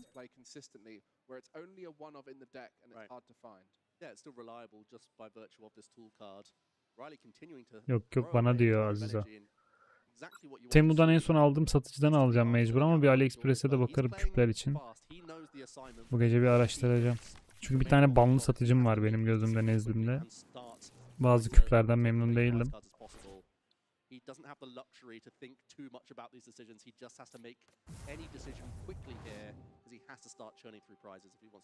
Temu Türkiye'de ürün yok bence. Yine dışarıdan gelmiyor mu? Ben onu çözemedim. Ben Temu'ya girince Türkiye bir şey demiyor yani.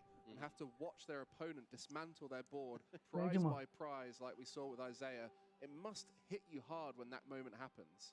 And that's part of the mental fortitude of players like this who have got to the World Championships. Riley getting to a finals of an international means you have to have incredible mental fortitude to overcome. Sayfada var bak Aziz Instagram'da. Shopoax'ta da var diğer hesapta.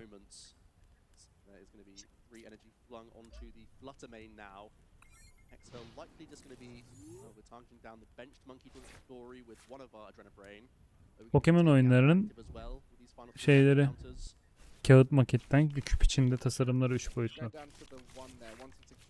Öyle süs yani. Diorama.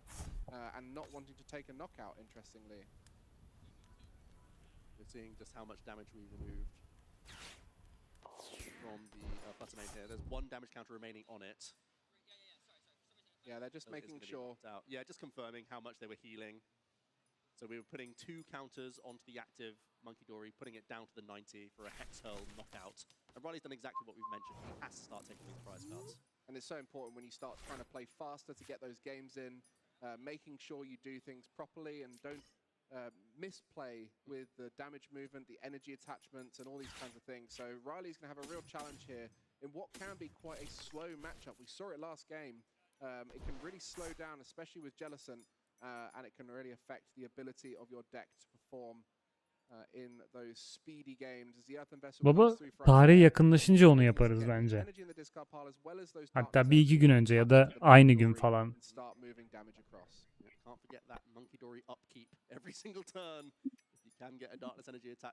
Bir iki gün önce okey ya. 2 gün boyunca üst üste atarız. Ama fark etmez yani. You really don't want that to get knocked out for free by a couple of Adrenabrain next turn from Riley. I'm going to be getting that Arven in play. A key card came out in Obsidian Flames, and early on was very powerful thanks to some of the tools in the Sword and Shield era, like Forest Sealstone, but has increasingly got more powerful in recent times thanks to TM Evolution being such a key part of every engine. Yep, TM Evolution just got more and more value as we start to see Budu creep into decks in the format. Means you still have great access to these stage 2 Pokemon that are too good to not play in a number of these decks. The secret box here discarding another Psych Energy, also grabbing Isaiah. Bravery Charm, Night Stretcher, Iono, and we'll just grab another Artisan out the deck for free as he does it with no real plans around it. It's already in play and it's going to stay in play all game, but you never want to draw back into this card, so you may as well fling it to the bottom with an Iono here. Yeah, the Secret Box, an A-spec that was underrated at first and has only become increasingly more popular, especially in these evolving decks, as it allows you to get those stadiums like Artisan to get more basics out, but it also allows you to discard, and so key in this deck to discard those psychic energies. And with a bit of contingency with things like 2 TM evolutions, you often don't feel too bad taking a secret box and a TM evolution with the Arven, as it just gets you everything you need for the turn and sets you up for a board state of confidence going into the next. And that is exactly what's happened here. Thins out some bad cards, thins out some good cards, and gives you the ultimate turn going forward. Bravery Charm onto Monkey Dory means that you can actually fling more damage off this board. It means that the Power Press was already knocking out the Flutter Mane, but essentially you're just evaporating more damage from this Jellicent EX, trying to allow it to stick on this board this little bit more reliably here. And Isaiah's going to level up the prize race here in this game number 2. The clock whittling down as well. It's all looking very promising for Isaiah here. Riley, though, does have access to another Dark Energy Monkey Dory. That's immediately slammed into play. We're also going to have a quick scout of his own discard pile here that Isaiah was checking out. It's going to be the Psychic Embrace, Attach Retreat. Generate some damage counters for him to play with. Gets his Guard of White EX in the mix. Just like that game number 1, Riley's now been able to establish double Guard of White EX, even though he's under item and tool lock. Pretty impressive stuff. Different this time, though. Those 3 Monkey Dory in play, which was significantly a factor for Isaiah, having 3 himself, able to push more damage back and create a winning state. So Riley recognizing that and using it to his advantage on this occasion. Pushing the Jellicent EX into knockout range with the Miracle Force, whilst also healing up your own attacker. Isaiah, who tried to utilize the item lock so effectively to set up a TM devolution play on the previous game, may not have that option. Riley is creeping closer to getting into a safe range of prizes as we get İyi oynadık Ela. Stadyum getiremiyoruz ya Zizo. And Isaiah was able to come back, but I think the stability of Riley's board this time much safer thanks to those 3 Monkey Dory keeping the Guard of White out of range of the devolution. That's no doubt one factor, but also keeping the board space open is also just another huge crucial element here.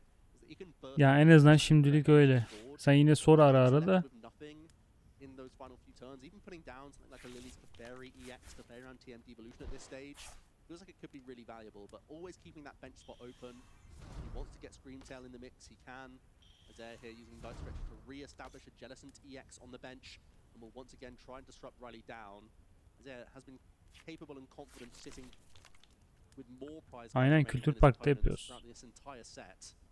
Part of the reason why is trying to throw your opponent down to these low hand sizes with God of White EX being relatively engineered. Enerjimi aldı nereye götürdü ya? Bu bununla çalışır mı acaba ya? Çalışıyor tamam. 9 damage that can be moved across with the Monkey Dory and the 190 of the Gardevoir. You've actually got 10 spare damage in there to be able to knock out a Jellicent, where typically 270 HP without those Monkey Dories would be tanky enough to Acil Dragapult'u öne koyup Drakloak'u öldürmem lazım. Gel tabii ne zaman istersen. And if he's still thinking about devolution being the key to victory, he still doesn't have to fear the Screamtail closing the game either. Because if you're taking both Gardevoir out of play regardless, it doesn't matter that much. The only thing is, with triple Monkey Dory developed from your opponent, it's not easy to sculpt the devolution play. You saw it took him a Haber few veririm turns to make it toplanacağımız zaman. in the game number 1. EX being searched for multiple here from Isaiah, pitching yet another Psychic Energy in addition to a Professor's Research. It's the Lily's Clefairy in the end. I don't think he wants to play it, just wants to get it out the hand, might even Ultra Ball again in the future. But that 4 energy, this is one of the huge advantages of Jellicent, being able to attach more energy and retreat it off. You mentioned it earlier on. İzmir Beyblade WhatsApp topluluğu. Ama Azizo'nun telefonu yok galiba ya. Pederin cebini kullanıyor galiba. Power Press dealing 160 now with 4 energy attached to the Jellicent EX. Having a couple of Adrenabrain, sending 3 on the benched Gardevoir EX as well as 3 onto the active. Pushing the Gardevoir itself down. Was it just 2 off of? Yeah, so leaving the active Gardevoir with 130 hit points remaining. Charizard gidiyor, Charizard gidiyor. Switch kullansaydım keşke ya. But on this occasion, the difference is that board state. The Monkey Dory is available, and that bench space you alluded to has now been occupied by Screamtail. Will be coming Neyse in to vuralım try and ölsün take ya, bu out one yapacak of bir those şey yok. Monkey Dories, take away Ölelim those gidelim. options, and also leave you with 2 prize cards remaining, so that active Jellicent can be the target of your final knockout. So the Screamtail plus some damage from a Monkey Dory maneuver will be taking Dragapult'ta hemen çeriz arttı. Sonra şu arkadaşı öldüreceğiz. Roşira mı? Sonra bunu. I have to think he's in a fantastic position. Is there just one Psych Energy in the discard pile right now? Trying to think if there's ever any panic Frillish plays at this stage. You can item lock, you can make it more difficult for a God of Yine War. sağdaki önde, soldaki sonradan açılıp yenecek herhalde. Your own Monkey Dory army back again. Isaiah only had 1 card in the hand, so he didn't have to shuffle from the Iono. We'll get 5 fresh cards here. Riley just down to 2. Still closing in on this great. Ver Rare Candy'yi. Jellicent EX is already item locking as well, don't forget. So doesn't have to try and find a counter catcher, I think, Isaiah here. There is one in the hand. And the TM devolution for the future. I mean, from Riley's point of view, how must he be feeling right now? Because he must be looking at the board from last game and thinking, oh, I've won this. And now he's looking at a board where he's thinking, I've won this? Have I got it this time? And Isaiah is trying to find a route through. And it's just so much more challenging. Yeah, I know. This is a much more difficult board. We were waxing lyrical about how strong it was last time from Riley, but now there's no liability anywhere. It is going to be the counter catcher into God of War EX. I believe there's only 1 Psych Energy in the discard pile. So Isaiah is hoping that the time he can buy from the... Oh my goodness, look at the Iono, it got him Psych Energy Professor's Research. That's the best thing Riley could hope for. Well, that's the solution Isaiah came up with, and the answer is very much in Riley's hand, and that will be settling Yok, o the kaybetti. feeling he would have been Aziz. having before, as that is the card solution, the 2-card solution of a Psychic Energy and a way to Hangi discard deckleri it. diyorsun lan Ali? And he shows the Psychic Energy, and that is going to be the handshake. 2 minutes remain in this round. Ha, şimdi Riley kazandı galiba. 1-1 oldu This set. will likely be a tie between our NAIC finalists. Riley last time wasn't able to conclude it. On this occasion, has brought it back to a tie after a nail-biting game 1. Isaiah win. Fantastic. $50.000 güzel para. Birinciye $50.000 veriyorlar. Ha, aynen gördüm onu burada. Bugün ilk maçımda karşıma geldi, çöp. Yani vurdum geçtim.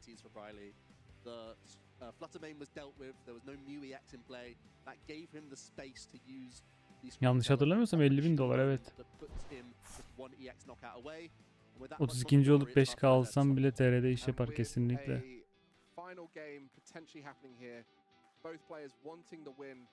İyi, $50.000'la kalmıyorsundur. Sana ne setler veriyordur, ne kartlar veriyorlardır. Üstüne üstlük kullandığın deste satışa çıkıyor senin adınla falan. Ah, güzel ülkem benim be. And you can see how much better it went for Riley this time. The 3 Monkey Dory was the key. When you're playing 4 Monkey Dory and 4 Dark Energy in the middle, you really have to lean into that. Ya Pokemon der geçersin de. It does so much for your deck, and at that moment TR'de katılan bilmiyorum. Geçen sene burada Türk biri vardı ama vatandaşlığı buralı değildi hani. Çünkü oradaki bir yerel turnuvada kayıtlı olman, oranın vatandaşı olman lazım gibi bilgi dolaşıyor çünkü.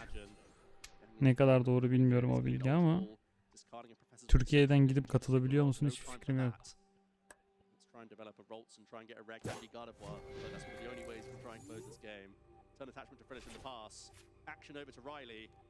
Does have access to a Monkey Dory, Neji to Fluttermane. It's going to be a fresh 6 from Iono here. So at least a couple basic Pokemon down. You can develop a few more. It's looking like we're edging towards a tie here. Yeah, I think if either player is able to bench multiple Pokemon at this stage, it would just be too much to ask, as when the game reaches time, you can see down there ticking away. At that moment, the player whose turn it is will finish, and there will be 3 turns following it to see if either player can conclude a victory. And this is the final tournament where this will be the rules. It will be changing in the future, but an opportunity Oyna for these hadi, players salacak to bence squeak maçı out bu. a final game potentially, as they both sort of show that they have the ability to get more Pokemon out. Will that mean they agree that this is going to Bu maçı alan tur atlayacak muhtemelen. it likely is. Ne oldu lan, bitti mi? Başlamadan bitti. Mi? Really intricate gameplay there from two different builds of God of War. Isaiah bringing the new era of Jellicent and Frillish. Bu da kaçmış bizden. Kaybetmiyoruz bugün. Sanırım 4'te 4 gidiyoruz.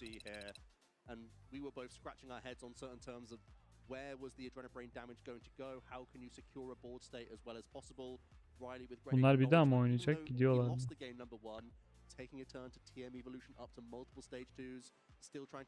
Kim aldı lan az önce acaba? Maç başında bir şey oldu.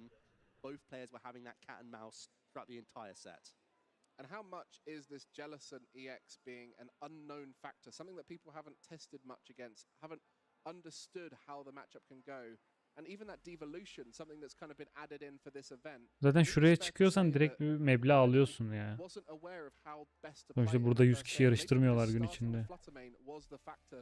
Ne olmuş? Dur bakayım. Ha, bu ilk oyunu gösteriyor şu an. Pile onto the battlefield in droves. Looking back at this round 2 then, here's how it played out. Riley came out the gate swinging with early access to God of War EX. It took a while for Isaiah to get access to enough psychic energy to even start launching meaningful attacks. But what he was doing was setting up damage over multiple God of War, over multiple turns. Direkt ev alırım ya, kafa rahat. Flip, where it was a devolution, and Riley could see that with 3 Monkey Dory on the bench, Isaiah was going to undo any damage that Riley put on the board at that point. And you're not mistaken. Riley had 1 prize card left, Isaiah had 4, and Riley chose to concede. And that's just thanks to Isaiah dismantling the board after taking those God of War out, and Riley recognizing there was no route to victory. And in game 2, Riley didn't have to put the Mu-X in play. The Flutter main was not down, and so 2 God of War and 3 Monkey Dory were able to continually attack and take Riley to the victory. As Isaiah used ev hayaliyle yanıtlaşıyoruz Türkiye'de, anasını hayale bak. Yurt dışındaki hayalleri bizim hayaller. İstanbul'dan niye ev alayım oğlum?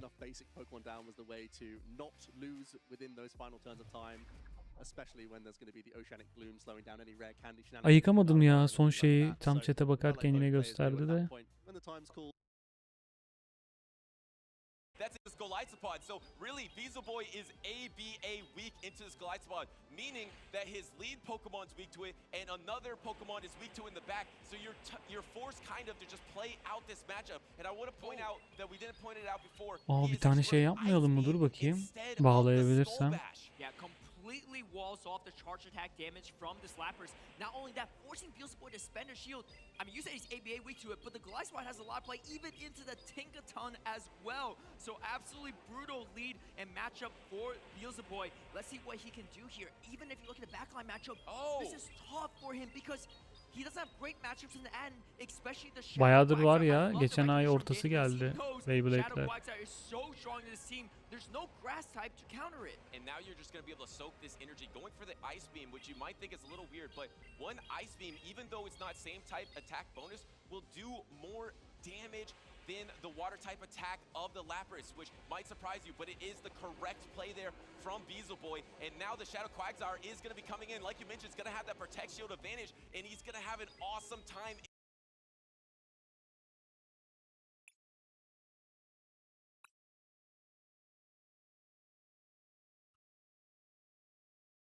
Bir fight döndürmedik mi ya?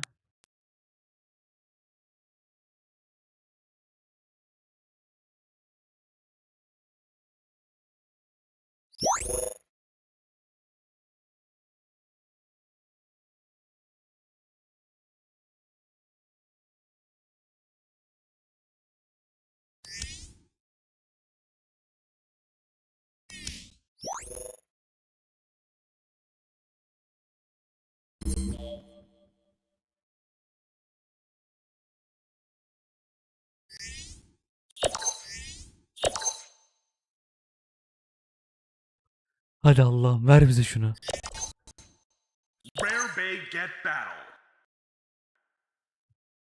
Görüntüsü kasarak geliyor da.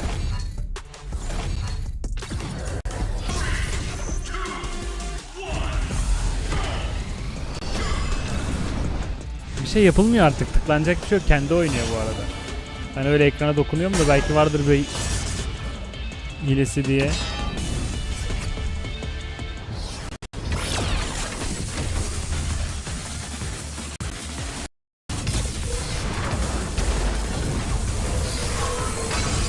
Arkada hiç renk olmadı. Hiçbir şey vermeyecek.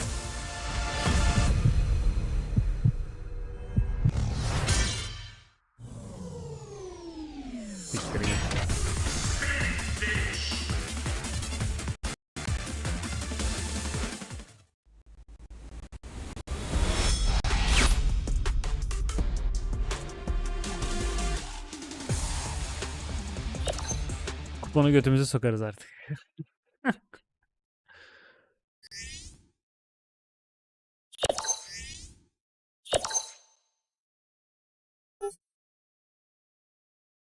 Aynen bu Japon hesap baba. Geçen diğerinde 5K vardı. Girdim onunla.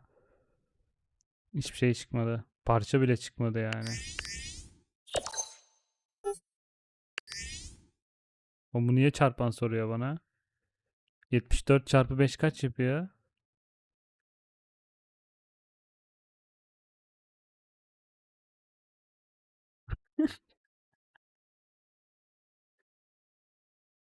...370 şeye girdim amına koyayım, hesap makinesine girdim.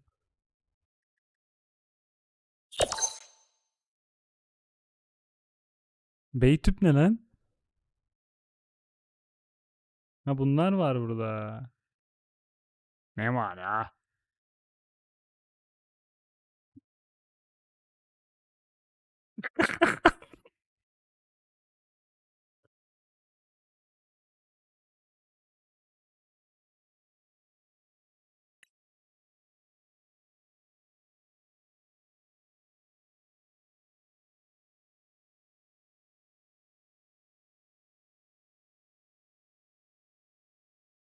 Zekrom mu diyorsun? Zekrom muydu?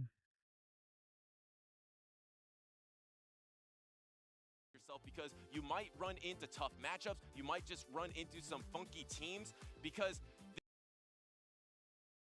but the Chien-Pao really nicely positioned here, especially if it can outspeed the Miraidon. You would expect it to be max speed, and the Miraidon may not be on Lucas' side, so going to be able to get that the Icicle move off onto that to remove the terrain, get rid of the electric terrain, which gives a little bit more support to Zamazenta.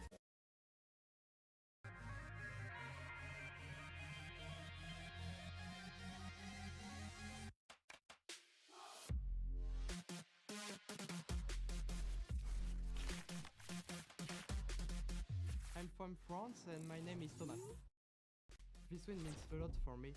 Bilmiyorum, bıyıklı bir adamı bekliyorum ben, Avustralyalı. International because until now there is zero French player qualified for Worlds, so it means a lot for my community. The World Champion it's big. Gösterdi yayın başına da, hatırlamıyorum babuş. So yeah, that will mean a lot, and I know that for every player will be really proud of him because he had such a difficult tournament from the beginning to the end. I'm Alex Shransky from the United States. It feels amazing to win UIC. It's really hard to articulate what this win means to me. Since I've gotten second so many times, I've never really felt the win, and all of a sudden I finally have won after a lot of years playing Pokemon. It's surreal. I never really doubted my strategy this weekend. I just expected things to happen that happened, and it worked out for me. Winning Worlds would be incredible. I spent a lot of time playing Pokemon, and for that to pay off at a World Championship would be amazing. My name is Paul Chua, and I'm from the United States. Winning EUIC feels pretty good. It means a lot. I haven't been able to win an international ever. Like the last time I ever made final. Oğlum dün gece World of Tanks oynadım. Acayip sardı beni ya. Gittim premium tank aldım oğlum bir de. Ayıptır söylemesi. Ben biraz tank hastasıyım da.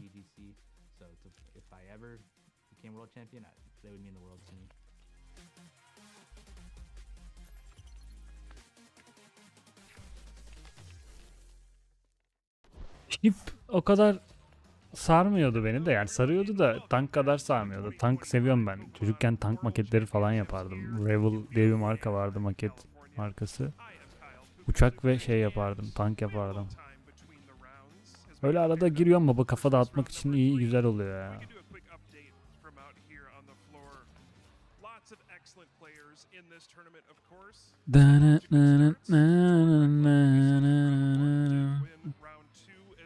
Bu benim şimdi ikinci elim olacak. Ben technical machine'i kullanabiliyor olmam lazım.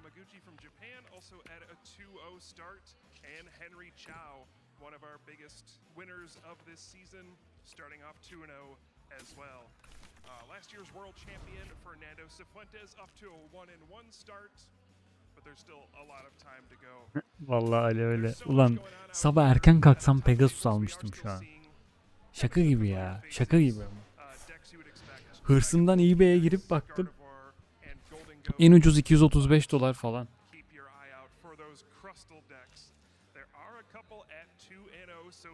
Sinirim bozuldu. Vallahi sinirim bozuldu ya. Çocuğun da sırayla soranlara sıra şeklinde satacağı tuttu yani. Hani ona da bir şey diyemem. Doğru yaptı belki de.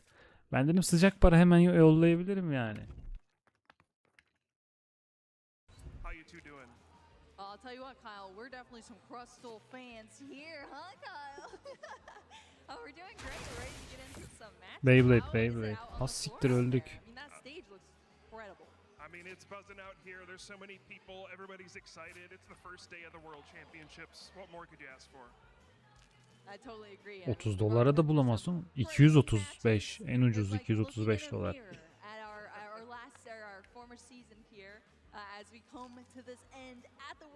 Oğlum bu adam 2 dakikada bunu nasıl yaptı?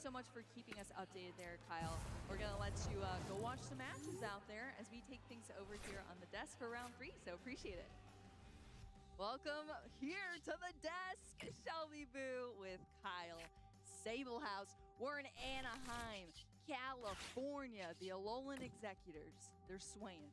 The sun, it's out. Sal bu maçı ya, sal ya. Ready to battle for the glory, Kyle. Oh yeah, we're finally here. It is the World Championships. It's gonna be round number 3 coming up, and it was pretty interesting to see our first 2 matches of the day. Some powerhouse names, and of course that rematch of the NAIC finals. Just what a spectacle to watch that, and we've got some amazing players coming up here as well, but I'm sure you're all expecting that as it's the World Championships.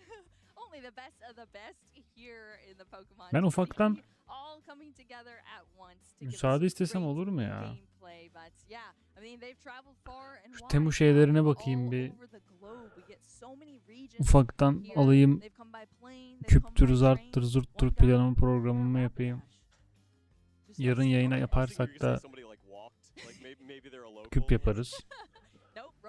Falan. 3 saat olmuş ya. Bugün erken açtık. Wasn't ready for that. Well, I know you love chili, so. It's pretty good. But what are you excited for this weekend, Kyle? To get into things here? There's so many different decks to think about. The numbers are all over the place. We see the Golden Goes finally reigning supreme. Oh my Who thought that the coin bonus was gonna take over, but so wild. In this economy, you gotta do what you gotta do. Aynen bakacağım azıcık ona işte. We've seen a bunch of mixes, some including very heavy lines of the Dusknoir, some going with a more linear version, playing a couple interesting tech cards there too, just either buying time or making your opponent mismanage those resources. So there's a lot of interesting plays to look forward to, and I'm excited to get into that. Yeah, I like this format. There's a lot of like counter. O zaman kaçtım, öptüm. Ben Ali'cim haberleşiriz. All across these decks. So, and that's the best to watch when you're watching the best players in the world too, because them making those tiny decisions and us getting to watch it. I mean, even just thinking. Aziz'im sen de kendine iyi bak. Bye bye. Made history, making some decisions in that match that we saw. So